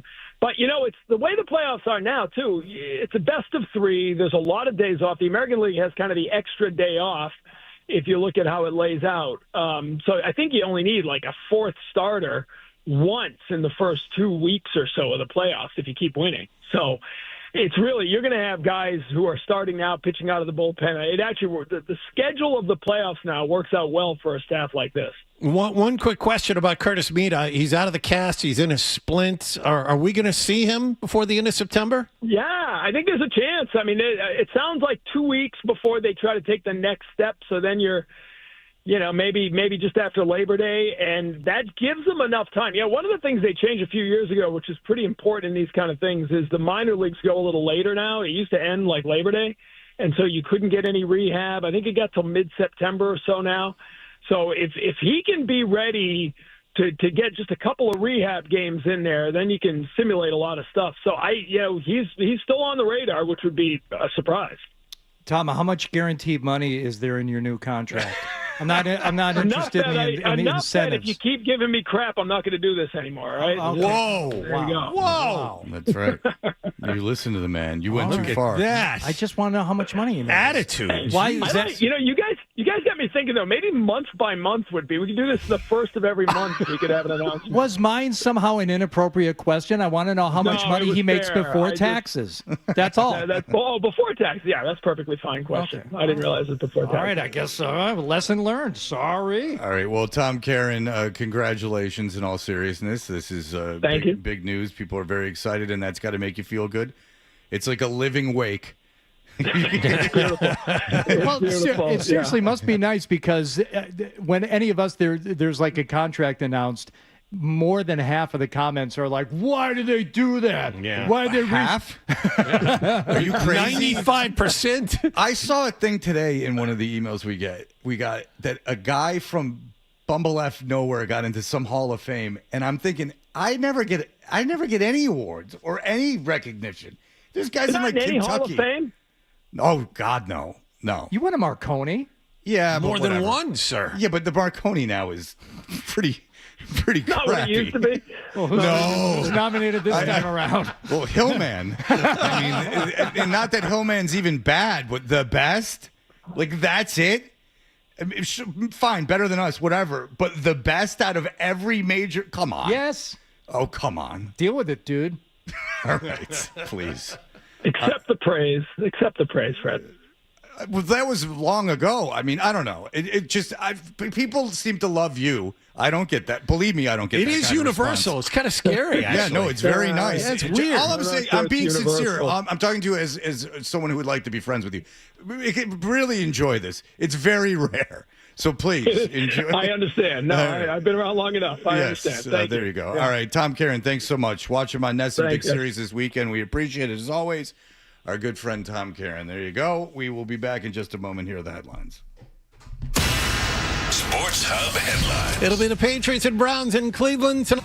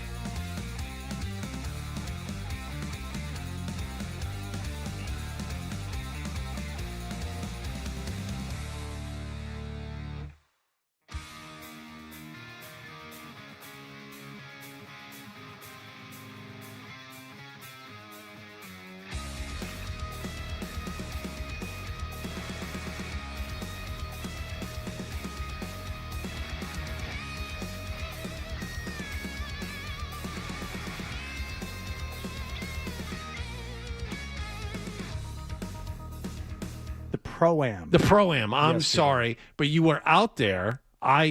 First of all, I thought it was a media thing, and if that was the case, they would play over Labor Day weekend like the men did at TPC Boston, so I thought it was in a couple of weeks. So you didn't even know it was starting today? No, I thought it started in a couple of weeks or next week. So Leave it to a man to, like, I thought it was like the men thing. Well, maybe it's like a lady thing. Apparently and maybe it that's is. better. All right. FM championship, correct? Yes, John. Okay. It's another award I never won. But I think you would have been proud of me. Fred. Yeah, by the way, yesterday we played with two pros, Mao Saigo, who's from Japan. She won a major last year. Of course. Yeah. And it was a scramble.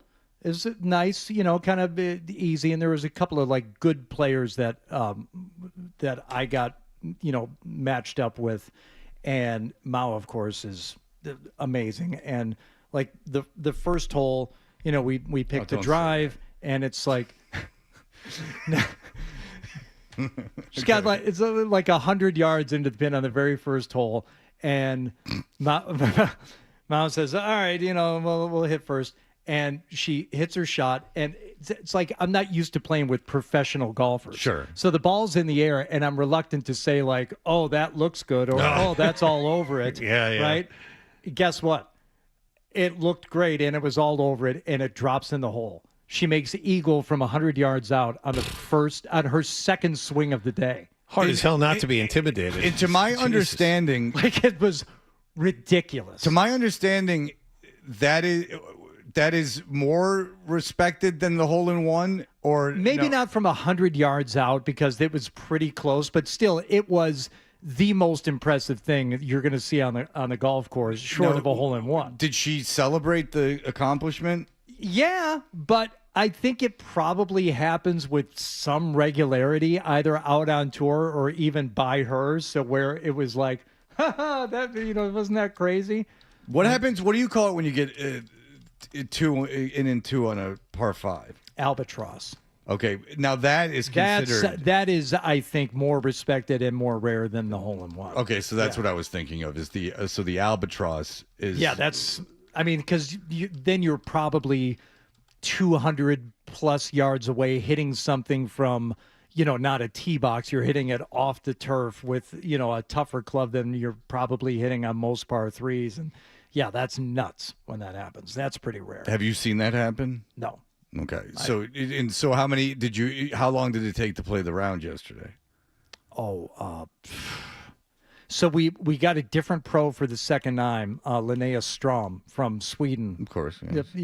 They kind of switched off, but we were like 2.5 hours in, and then you take pictures, and by the time we got to the 18th, there was a big backup because everybody's going for it in two on the par 5 18th. So it was closing in on 6 hours to play the 18 yesterday. Oh, my. But I think you would have been proud of me because Linnea's caddy, very personable guy, originally from Texas. He lives in Georgia now. We're just chatting it up. There's, lots of time to kill out there. I'm like, "Oh, where do you live in Georgia?" And he said, "Augusta." I said, "Oh, does that have anything to do with the fact that Augusta National is there?" He goes, "Yeah, I'm a caddy there." I said, wow. Just be cool. Because Right. as you can imagine, You have an erection. at more so than if he had said, "I'm a member there," like a caddy there, that's even cooler. Right. But I was cool about it, man. I didn't bug him like a ton about it. We just, talked about how do you do both? You're out here. And he goes, it actually works out pretty well because Augusta National right now, for pretty much the bulk of the LPGA season, is closed. There's no one for him to caddy there for June, July, August. All the white people leave? Golf course shut down. No, bad for the grass to have people walking on it when it's this hot. There's no golf being played at Augusta National in the summer. Really? They just shut it down.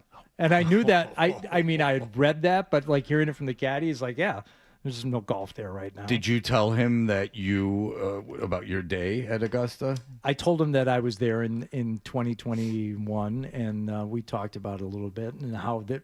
Yeah, I didn't give him the full rundown. I didn't tell him about being in the Arby's parking lot the night before. I didn't give him the full story. We didn't have that Didn't much. want to freak him we out. didn't. We didn't have that much time. Ryan, was there a number exchanged? Perhaps a guest on the Sports Hub Golf Club? Well, we're running out of weeks. Yeah, we only got one more left. Yeah. Yeah, this Sunday, last Sports Hub Golf Club. Oh. You could. I mean, did you get the number? I didn't. You could kill like 7 shows with that guy. I know. For next year. I was trying You to could do a series of 18 shows where you just go an hour hole by hole. I was trying of Augusta National. I was trying to be cool about. Oh, that's such a good idea too. And that's the whole season of Sports Hub Golf Club. You just knock it out with one interview. Oh my God! Just do an hour on each individual hole. Yeah. I mean, today we're talking about T Olive. Whatever. Well, whatever the hell is that? T Olive might be number 1. Well, if you don't know, that's kind of weird. Well, that's why you talk to the guy. Yeah. You get real in depth about every nook and cranny of the course. T Olive. Yeah, it's number 1. Okay, and all trees have names on that course, Yes. right? Yeah, it's weird. Well, all Yeah. trees You know who have doesn't names. have? Who doesn't no. have names? Minorities, because they're not allowed in. Condoleezza Rice is a member. Okay. When? Boom. Since when? Boom. Since when? Yeah, that's a good For question. like 20 years, she's been a member. Okay. Because we will recall She was first? 2006. No. That's when abolition took place. All right. We will be back in just a moment. Something has gone viral that's bothering me. Now it's just bothering me. 2012. All right, not 20 years. 14 years. She's been a member there a long time. Yeah. Good for her. Yeah. We'd been on the air 5 years before she became a member. Yeah. How about that? How about that? I mean, the world's changed a lot. That's true. All right. We'll be back. You can drag your feet for only so long till the woke mob gets you. All right. We'll be back in just a moment. Toucher and Hardy, 98.5 The Sports Hub. All right. If you've been hurt.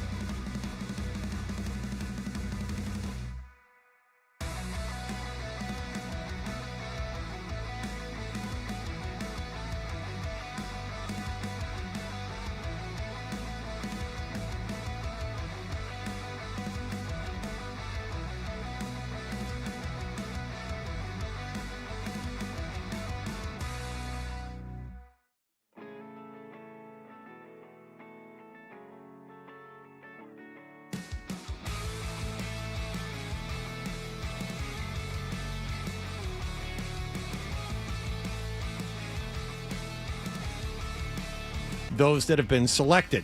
Red Sox had their 5-game winning streak snapped in Miami last night, 4-0 by the Marlins. Sox had 5 hits on offense and 4 errors on defense. Miami third baseman Javier Sanoja, 3 hits, 3 stolen bases, and an RBI for the Marlins. Sonny Gray falls to 16-4. He allowed 2 runs in 5 innings of work. Sox have tonight off. They open up a big 4-game series at Yankee Stadium tomorrow night. And in LPGA news, round 1 of the FM Championship underway at TPC Boston this morning. Robin Choi and Gemma Dryburgh share an early 1-shot lead at 2 under par. Sports Hub headlines are brought to you by Safety Insurance, providing comprehensive coverage for your auto, home, and business. Ask your independent agent about safety. I'm John Wallach on Boston's Home for Sports, 98.5 The Sports Hub. Your next update at 9:30. The Sports Hub. 3 legendary franchises on one legendary radio station.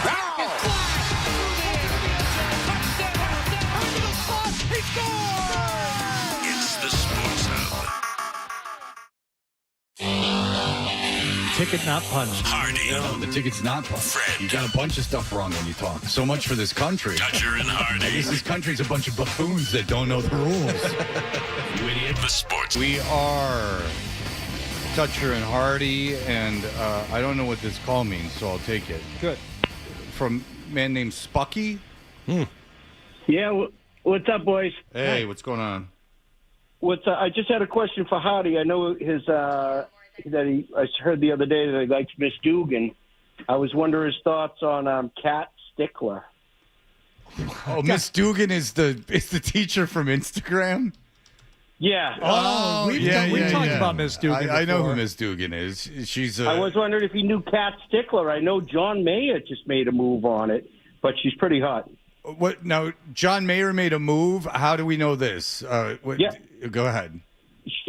She's dating John. She was dating John Mayer. I don't think she is anymore. I'll tell you, but, it drives me crazy when I hear this stuff because John Mayer, before he was famous, was the biggest dork, and then he was banging Jessica Simpson, and oh my goodness gracious! So Jennifer Love Hewitt in the prime. Yeah, I mean he's really a swordsman. You know what I'm saying? All right, Kat Stickler is a comedian. No, she's like an Instagram girl, just does those videos. Okay, all right, I see her. Yeah. I was like, Hardy's definitely gonna like this one. Yeah, she's not so great. Yes, I see what you're saying, Spucky. That's a good call. She's not bad. Yeah, she's not bad. That's She's pretty great. Good enough to be included in the bracket, I'd say. Oh, look at that. There's some horseplay going on with a female friend of hers, like that. Are they wearing casual clothes? They sure are. Okay, very good. Tell me that doesn't do something for you. Look at them. Little horseplay. Uh-oh, those clothes are coming off. Uh-oh. Uh-oh. She dated John Mayer? Wow. Kat Stickler, 4.4 million Instagram followers. Okay. 4.6. All right. Yeah, I don't understand. I don't know what's going on. Okay. I don't know. And I don't know out of all the women in the world why that's the woman that you just by appearance alone reach out to on the internet. No idea. I don't know what following one of these people gets you. Doesn't get you anything. I mean, do you think they're going to call? Oh my God, you're so handsome. Let me get your number. Right. Like I don't. I don't get it. Just watch porn. There are millions and millions and billions of women that hang out with their friends. What's the difference? But porn is fake. These Instagram reels and these influencer videos, that's real life. Yeah. Well. Yeah. Okay. Yeah. But it's like you shoot your shot at the girl, and then either she says yes or no, and at that point, or it doesn't respond, and then at that point. What are you getting? You run across a picture on the internet of a woman having a glass of wine with her friend. Like the women I follow on Instagram that are like on it because they're hot, I know. Like if I DM them, they would be like, "Oh, hey, what's up?" I'm not in a relationship with them, but I know them. Like I see girls all the time on Instagram that are super hot, but I have no desire to follow them because I don't know what you get from that. Okay. There's like if it's every woman in the world is on Instagram, I mean, just by perusing Instagram, you're going to find numerous hot women a Clearly, day. Fred, we're too old and don't get it. There has to be something involved here. It's not age. I was attracted to women when I was younger as well. It's the same thing. I Good just Lord. All right. And there are dating apps too, with almost an infinite number of women on them. Hardy, you can actually meet. Sorry, I'm down. You with us? No, I'm down the Miss Dugan rabbit hole because last day was the first day of school. She got a denim dress. She got some white socks and loafers on. Yeah, she knows who her audience is. Okay. She certainly does. All right. So Miss Dugan, I know. Miss Dugan, I actually think has had humorous videos. Do people follow Miss Dugan for the content though, not for her looks? I'd imagine. I don't. But I imagine I don't need no sound. There's a lot of creepy stuff that goes on. Believe me, you. All right.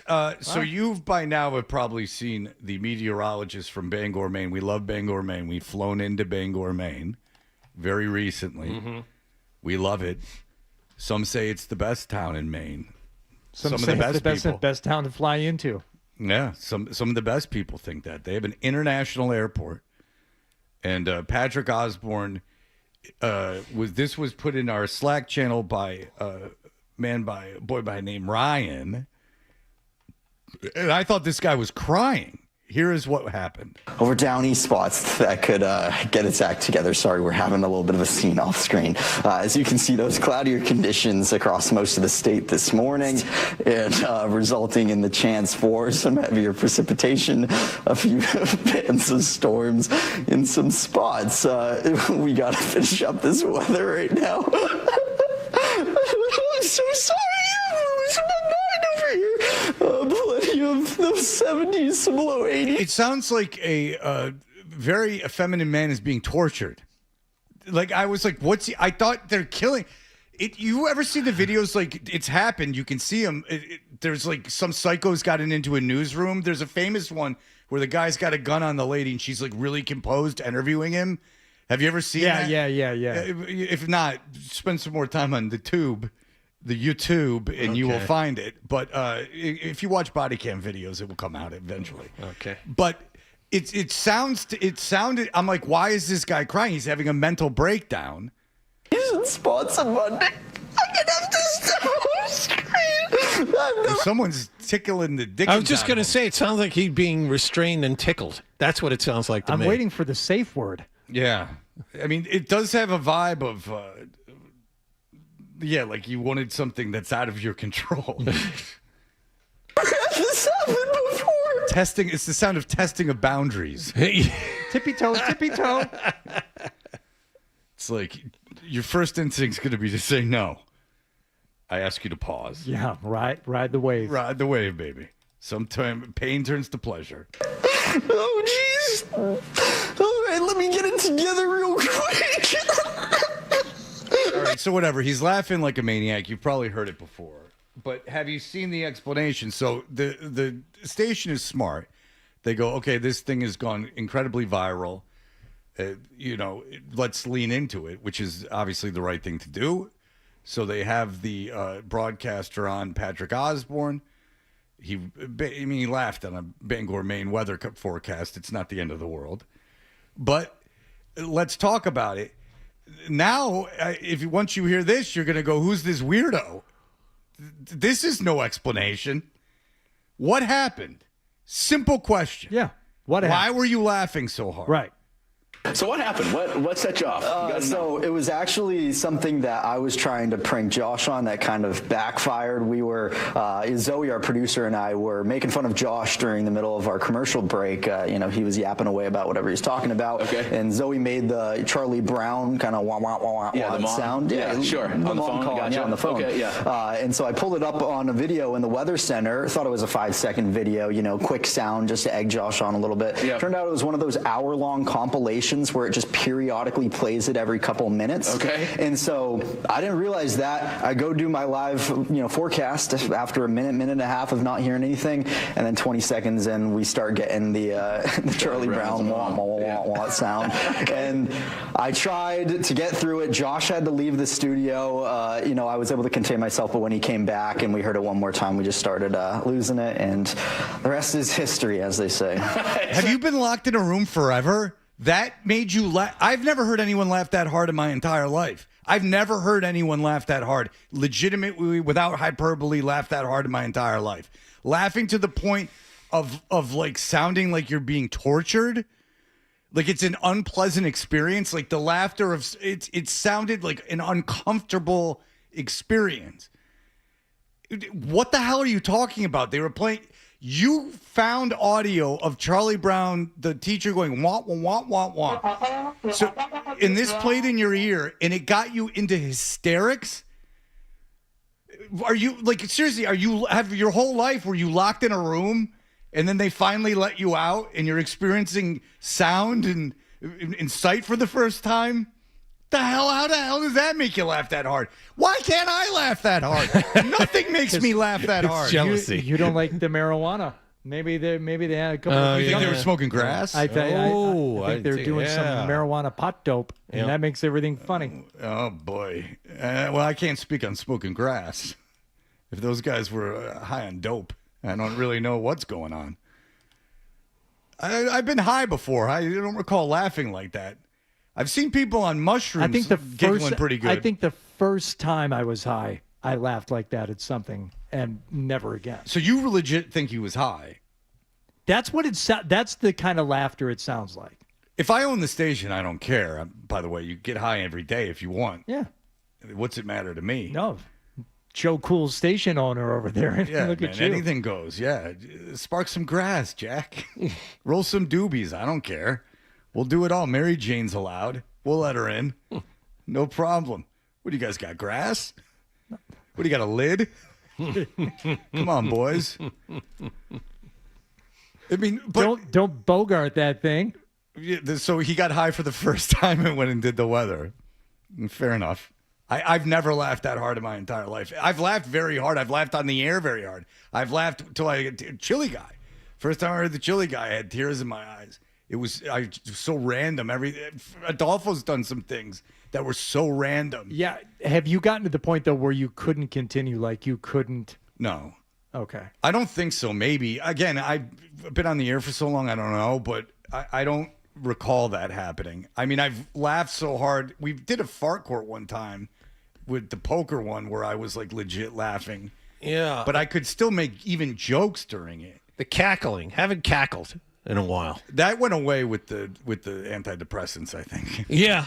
No, that's really more an leveled me Atlanta. out. That was more an Atlanta thing. The cackling. I think there was also a great deal of like really trying, which is not a good thing. Yeah. And then the longer you go in your career, like it was such a relief when something worked that like I would start like rewarding it with a cackle. Where now I probably don't feel that to be necessary.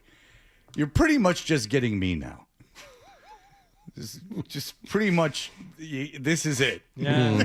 This is where we're going. So not a lot of laughing going on.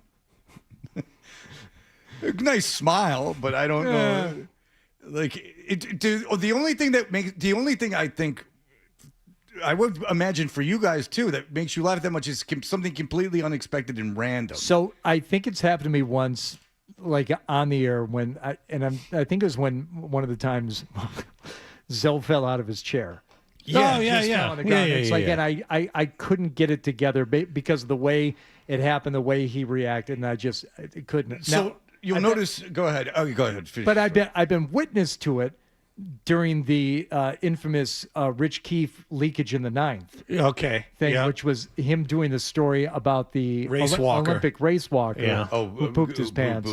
Pooped his shorts. Like, it was running down his leg. Diarrhea. Totally lost, and then had to do headlines, and then played the clip of Bobby Valentine saying that things were going well, but then the bullpen struggled, and we had leakage in the ninth. Yes, and he couldn't continue, and then. Like during the whole segment, I thought, oh, this will be even funnier if I pretend like I don't think it's funny. And people were giving me crap about it afterwards, like, oh, Hardy's got no sense of humor. I'm like, no, I was just doing straight man to, keep. Well, everyone out there would really teach you a thing or two about how to handle that. But like, because what everyone wants to hear is everyone cackling. Keith literally couldn't do it. It's like he couldn't talk anymore. And that was it was funny to see happen. It's great when that happens organically. The thing is that remember when I first said what he was listening, he had found that audio. Like it was Everything you just mentioned was random. That happened completely unexpectedly. Right. Someone doesn't fall out of a chair on a radio show. Like, and Zolak is so big, that happens. Well, I don't mean it in a negative way. I mean, he's really he's a big guy. Like, he's tall. And maybe I should have been used to it because I'm sure it wasn't the first time it had happened. But that one day when it did, it was so ridiculous. And someone craps their pants and you're talking about it, and it's kind of funny. And then there's audio that goes along that's completely random and unexpected that ties in with what you were just talking about. It's almost cosmic in its delivery. Then that makes you laugh like that. But you found an hour-long clip of something on the internet, and they started playing it, and you started cackling like you were going to die. I am a little jealous of that. It'd be nice if you just laughed. I remember when I was rehabbed, like, people were watching Family Guy and laughing. Like, and I like Family Guy. But it was like you're just laughing at the TV. Yeah, you don't cry either. No, not a big crier. I've never cried from happiness. That is something that I don't understand. I don't get why it happens. Like, I don't understand the emotional reaction, like the physical reaction to that emotion being that. Well, one time that I know of, when my daughter was born, that was it. Yeah, when my kids were born, no tears. Just a plan. Did you cut the cord? I cut the cord, certainly on my son. Yeah, I probably cut the cord on the daughters. The second one, you know. Yeah. Well, the first one took 24 hours or something like that. The water broke with very little dilation. The daughter came out much more easily. Was there a mucus plug? I was told not to look around. There was a bunch of stuff. That's a mistake. There was a bunch of stuff I didn't look at. Should have looked. But the daughter was pretty. I was just awoken like, hey, it's time to go to the hospital, and it was like, oh, okay, cool. And we went to the hospital, and the daughter was born. But the son, it was a whole thing, walking in circles and beer delivered to the room by the listeners and everything else under the sun. I was on the air. I was talking on the air during the afternoon my son was born. That's how long. And he's 18. Hachi machi, huh? You know? All right. We'll be back in just a moment. We'll get to our award-winning email segment that everyone loves so much. We'll be back in just a moment. Stay tuned for more Toucher and Hardy on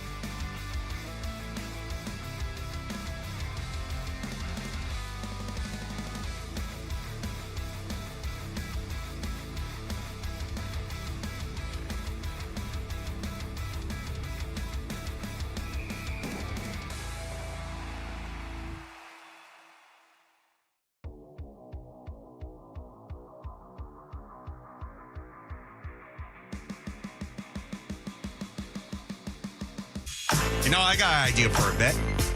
The email bit. We should do the email bit. It's a great idea. Let's do the email bit. And we shall do the email segment. And it is brought to you by Jeffrey Glassman Injury Lawyers. If you've been hurt in a car or work accident, you got to get Glassman. Don't just send an email. Call all sevens at 617-777-7777 or visit gottagetglassman.com. You can email us. Go to 985thesportshub.com and find our emails, or you can go on social media at Toucher and Hardy, at Hardy985, or at Fred Toucher on Instagram, where it's all going down. RC, who emails a lot. And by the way, if you want, I read all the emails. I don't respond to most because it's just not practical. And I appreciate all the links that you send, but just know the hoops that are necessary to see them from the email. I'd prefer you DM me on Instagram links. I read all the emails, but DM me the Instagram the links, because everything you link I want to see, but I can't because it's behind several layers of security. RC says, hey guys, now that Paula and Al have been fired, have retired, do you think you'll pick up some listeners? Obviously, it's a different market, but you come in loud and clear down here. So I looked at, I don't know who Paul and Al are, but I look it up, and guess what they're in? The Rhode Island Radio Hall of Fame and nice. The Rhode Island Comedy Hall of Fame. Yeah, they've done Morning Drive in Rhode Island for 30 years. Maybe Started it 35. the summer of 1990. So 35. According to AI, today is their last show in 36 years. That's amazing in radio. And if they're getting a last show, that's amazing as well. And congratulations to them. But it was interesting on this day where we were breaking Tom Caron's balls a little bit about the big celebration of his extension. And everyone is so excited. And then Hardy made the point. He said, well, if one of us got extended, or when we get extended, in the past, it's half people. And I didn't even let him finish the sentence. I said, half? Yeah. The hell are you talking about? Like, I'll meet a new quote unquote friend, and they'll, do some digging on the internet about me. And you would think that I'm a serial killer. It's just like, they're like, did you read that? And I'm like, not anymore. No. Not really. No, it's not good for me. No, if there was some good and some bad, then maybe it would be almost like an open consulting group. Like it would be, what do you call that? When there's like the one-way mirror and like a focus group. Like if there was something where everyone was like, you could look at it as like a focus group and go, oh, okay, this didn't land or this landed. But it's not like that. Other than Tom Caron, who is anybody Gorman. else? Gorman, right. Gorman and Caron. Anybody else? In terms of what? Universal love. Lobel. Or no, that's not true. I know that's not true. I didn't mean Lobel. God, I'm such a jerk. Dan Roach. No, did horse racing on NBC also. Oh, yeah. Bob Newmeyer. Bob Newmeyer. Everybody loved Newmeyer. Yes, that Agreed. is true. Bob Newmeyer as well. But there are very few. I think if you're doing personality-driven radio, by its nature, it is almost designed for people to badmouth you. Because if you look at like Howard Stern, the conversation on him on the internet has always been extraordinarily negative. Mm-hmm. Opie and Anthony, the conversations have always been, even at their heyday, were extremely negative. Mm-hmm.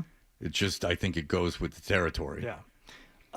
Ben said he was watching YouTube this morning, and he said Nick is absolutely pigging out on something in the background. He's really going at it. Make him stop. Yeah, he feels a little heat from Tyler Milliken's cousin. He's eating all the food away. So it must have been when John was on camera. Yeah. You got caught in the background. What were you eating, Nicholas? I was eating what was I eating? Yeah. What's the name of that thing that you were eating that was just in your mouth? I was having avocado toast.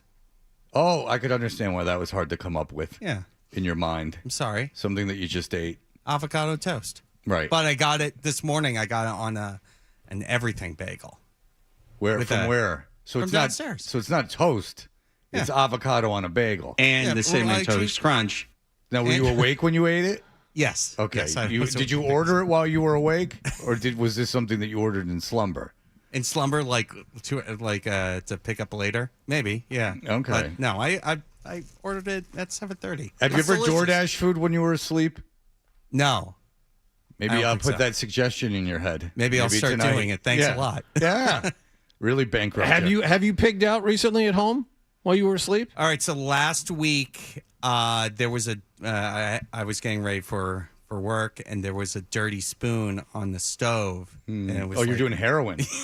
Wow. Lighten up. Look Well, at it was that. icing. Goodness. And I was like, what is this from? And apparently I looked in. I don't remember this. And Brittany confirmed it was, I took like 3 scoops of icing out of the icing thing in the fridge. Are you denying yourself treats during the day? No, but I don't really eat during the day. Like maybe like a. I mean, like when a you're power- awake. Yeah. Do you deny yourself food while you're awake? So I'm trying to get to the bottom of this. So you're subconsciously, like, you're fulfilling some repressed desire as you slumber. I don't think so. No, but I don't have lunch. I have dinner, and I Whatever you do, please, can you write it out and give it to people so they can have the same level of health as you? You could be quite an influencer. I'm all right. I think I'm pretty healthy. Have you talked to Well, you've anybody had about strokes. about your sleepwalking? Like we No, told not you to yet. do. What about Dr. Tien, the guy who actually came out to your birthday That's party? right. He did come out to the birthday party. He texted me a couple The of days ago. unofficial I haven't- medical consultant Yeah. of the Toucher and Hardy show. I have not talked to anyone. I have to go get my chest scanned in a couple of weeks As evidence of the health. as evidence of the health. Because you're always with the doctor. You know I worry about you. I know you do. You're always at a doctor. I don't know why you don't mention this to a doctor. It's not like someone else. You're always with one. My primary care is down in Scituate. It's a big All right, drag. so change that. Why have you to not change- done I that? know. Because I keep on putting it off. I keep on forgetting to How do about it. today you do it? You leave at least an hour from there. Today, I know I do. Today, for your, I love you, Nick. Today, would you please change your doctor? Yes. Thank you. Thank you. Or at the very least, send him a message on the patient portal. Say, oh, by the way, 3 times a week I get up and consume 2,000 calories and don't remember it. Is this an issue? I just don't want to be Doc? charged like $25 for like Fair a enough. 3-minute Get another conversation. doctor. Yeah. That's closer to you. And just go to the Aetna website, or do you have hopefully you have your wife's insurance. Yeah. Okay, good. So go to the other website or whatever it is, and just search a primary care physician. Because it just drives me crazy. I have to call them every month or every other month, and a 2-minute conversation for a prescription costs me, $25, $30. Well, that seems unfair. Yeah. So yes, I would. That's why I'm like, yeah. So I would go to your wife's insurance website, and I would look up primary care physicians in your area. Will you I'll do that keep you today, updated. Nicholas? Yes, I'll do it You today. don't have to do anything on the air. You don't even have to tell me. I just want you to do it for your own good. Has nothing to do with me. Just for your own good. See, I'm treating you like one of my children. Now I'm going to leave you alone. I won't mention it again. My advice to you would be to do that. Now, if you choose to do it, that's great. If you choose not to do it, that's your decision. Kaboom. Next email. I have 3 here. Oh, that go ahead. Well, get ready. Really Freddie. lay it on me. No. They say this one says tell Freddie's awesome, and I'm sorry about yesterday. Period. Well, now he's apologetic because he's the guy that got on me for grab ass and too much with Phil Perry. And the exact quote was, they're making cuts this preseason. And so for the exercise of showing the audience what sometimes their suggestions can result in, Christopher Price, who I love, I asked, who are the guys that you were watching tonight? And it was a series of letters formed into sounds of things that we'll never know. And yeah, exactly. And then we have the smartass email getting on your previous emailer, says dynamite interview, Freddie, period. Play the hits. Well, talking about the Christopher, because you asked him about all the roster cuts. That's what his opinion. I think going into the game, that's a legitimate question anyway. But I put myself in the shoes of the listener, and if I'm even if I'm the biggest Patriots fan in the world, Like the Alex Barths of the world. If I'm not getting paid to watch the team, it's just names. Like the backup interior offensive lineman, it's just names. It means nothing to me. Now, I hope they play well if I'm a fan of the team. And that's all good.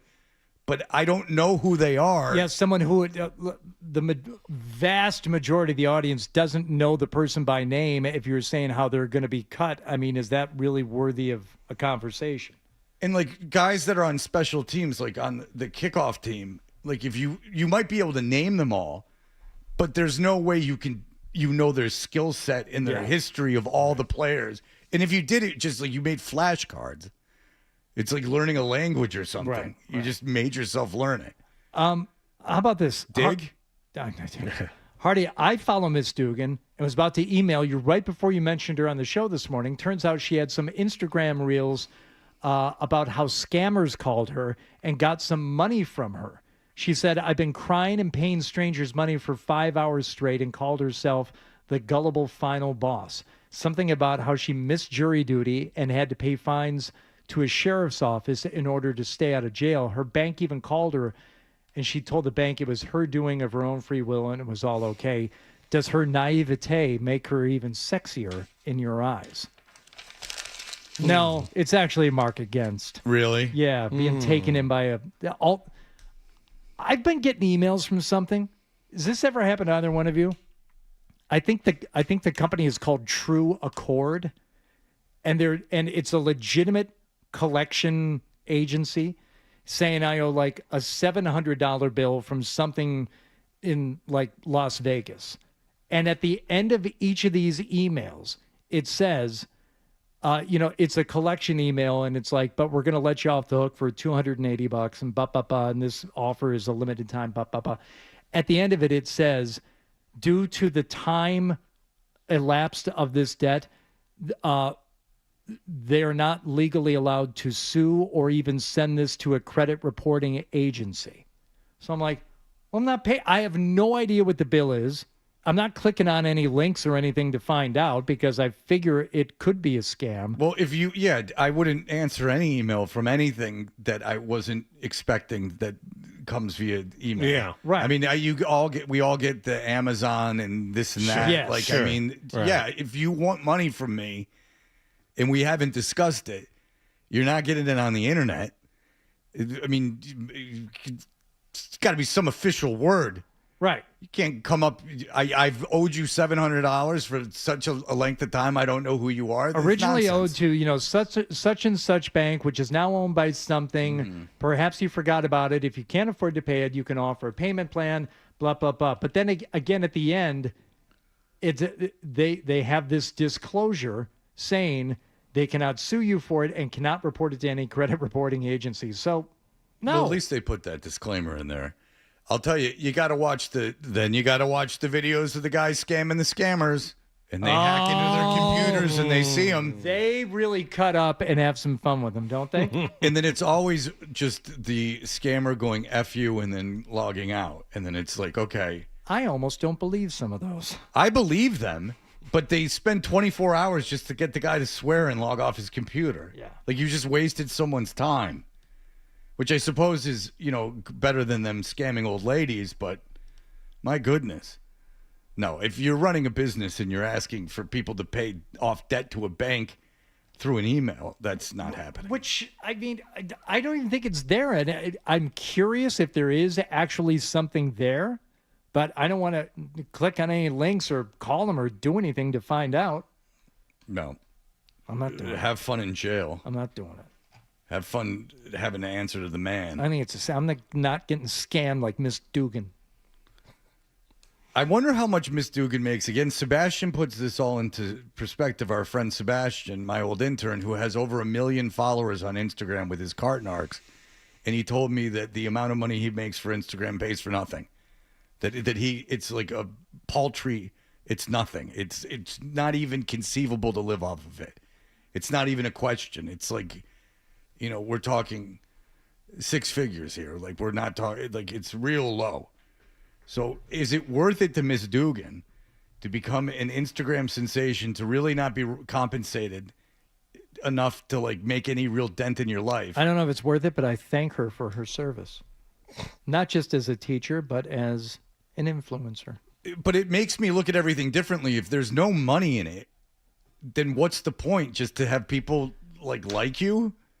I don't know. Why go fly a kite when you can just pop a pill? Some people like to be liked.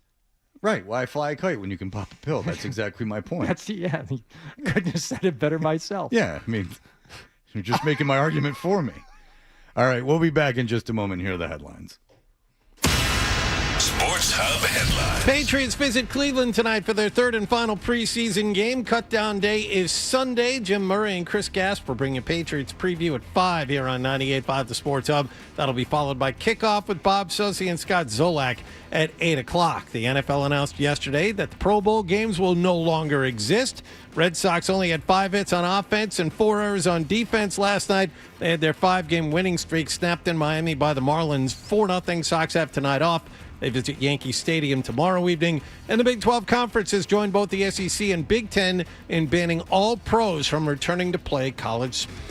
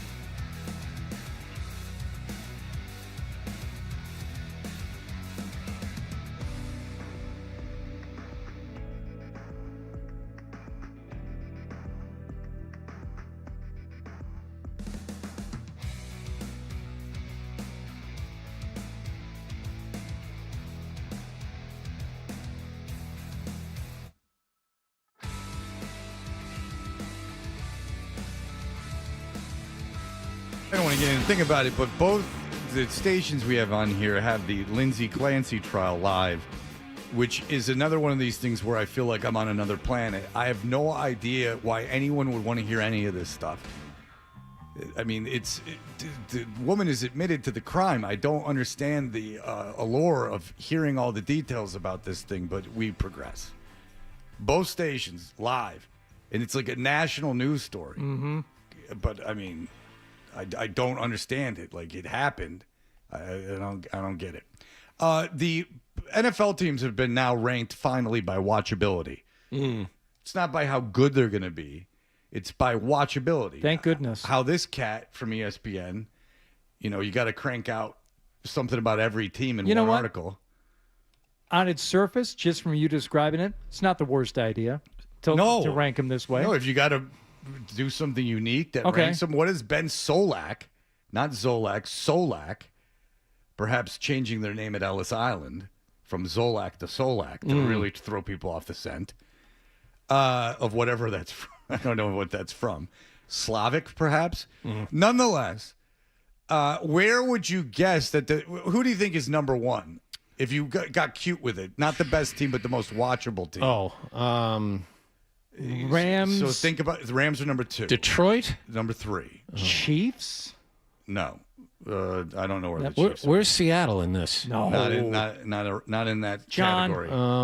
There are some very good teams that are top wide receiver in the league, defending Super Bowl champions. Think more of the premier position. Who's the cat at the premier position that might do the zaniest stuff? Both good and bad. Oh, good and bad. Jeez, why am I not thinking of this? Never mind. It's you'll never know. It's the Chicago Bears. Okay, number one on this guy's list. I can see why you wouldn't get that. Don't ask not me. Based on that clue. Don't ask me to read the whole thing. I'm not reading. All right. The Patriots, though, I will not make you guess anymore. The Patriots rank number 5. Okay. On this gentleman's watchability, everyone knows the Patriots' strength of schedule in 2025 was hugely impacted their record, but also impacted their watchability. It wasn't particularly fun to tune into the Patriots games, says you, outsider. And then it's all boring. I'm curious who's last on that list. The schedule is tougher in 2026, which makes the Patriots more watchable. So that's how he's come to that conclusion. There's a lot of other words in there. Okay. I should have really vetted this before we got on the air. I don't agree with this at all. At all. You but don't number think 32. No. I don't. This is this guy's opinion. But if you ask me my watchability list, fine. The Patriots are 5. I don't know. Is it the Jets? Is that why you're so up and No. up? The Jets aren't first or last at anything. Tennessee? Miami's going to be terrible. No, but I disagree with it. Like, why would I disagree with Tennessee? Why would I disagree with? I don't know, because you disagree with a lot of stuff. Okay. Yeah. With that hint, but you might agree with my disagreement. Kaboom. With that hint, it's got to be the team the Patriots played tonight. It's got to be Cleveland. You right? are good at these exercises, John. It is Cleveland, and Cleveland is fascinating because any team with Deshaun Watson and Shador Sanders is interesting. I disagree with that 100%. Yeah, no, that's captivating, man. That's a team you want to watch. That's a team that you absolutely want to watch. Now, the games might be terrible, but Deshaun Watson might be terrible. Yes. Shador Sanders might be terrible, and but that's makes why it you watchable. watch it. Yes. Yeah, you are looking at a car crash. Yeah. Like, it is something where if it goes right, the confusion that will, cause in that city, and if it goes poorly, the satisfaction that it will give that city. It's a city rooting for losing. Like the storyline has become more important than the team. Yes. Short of the team, going on Agreed. a Patriots run, some unexpected Super Bowl run. Yep. But no one in that town wants that team to win 10 games. They want that team to suck because they want to boo the quarterback. And they don't want Shador Sanders to start because they want to boo the quarterback. And if Shador Sanders starts and sucks, it screws that whole. And by the way, how much does Shador Sanders have to suck? Apparently, he can't get them in and out of the huddle in time. No, Shador Sanders has the real truthers that will love him regardless. I don't know why this has happened, but everything Sanders does wrong, his minions have an excuse for. So it's a really remarkable thing for a guy who hasn't played much. It goes back to the draft. You know, it's not, he's someone who was got a wrong. bum deal. See, look, everything's stacked against him when he might actually just be bad. So the critique I've read of him from Cleveland writers, I did some research on this yesterday, is he's having trouble getting people out of the huddle and then lining up. It goes to as basic as that, and then getting people lined up on the offensive line. Well, how's it his fault if guys won't listen? And also, by the way, I thought he was in charge of but also, by the way, we didn't mention this, but I'll just finish with this. Tua, I guess, is going to get cut in Atlanta. Yeah. According to anyone who's watched. Now that Penix is healthy, they can afford to do that. Because apparently he can't even hold on to snaps. Like, he seems so disinterested in playing football that he's not turning the ball over via throwing it. He's dropping the ball without any kind of provocation. He's just letting go of the ball and letting it fall to the turf. Oh, excellent. So a lot of teams with a lot to root for. What the Falcons do, they rise up. That team will never, ever, ever be good because they're the kind of team that Player of the Year charity guy gets caught with a prostitute the night before the Super Bowl. I'd Eugene lived Robinson? there. Is that who it was? I lived there. Yeah. That was my first, my first month there. It was glorious. Yeah, I kind of am. That's why this town has been so bereft of any titles since I've been here. You fool. I just turned that argument on its head. All right, that'll do it for us, everyone. Have a great day. Bye. Talk to you tomorrow. Toucher and Hardy on the Sports Hub. Hey, Big Papi here. People always ask me about LASIK. At Boston Vision, the procedure was quick, comfortable, and over before I know it. I could read my phone the very next day.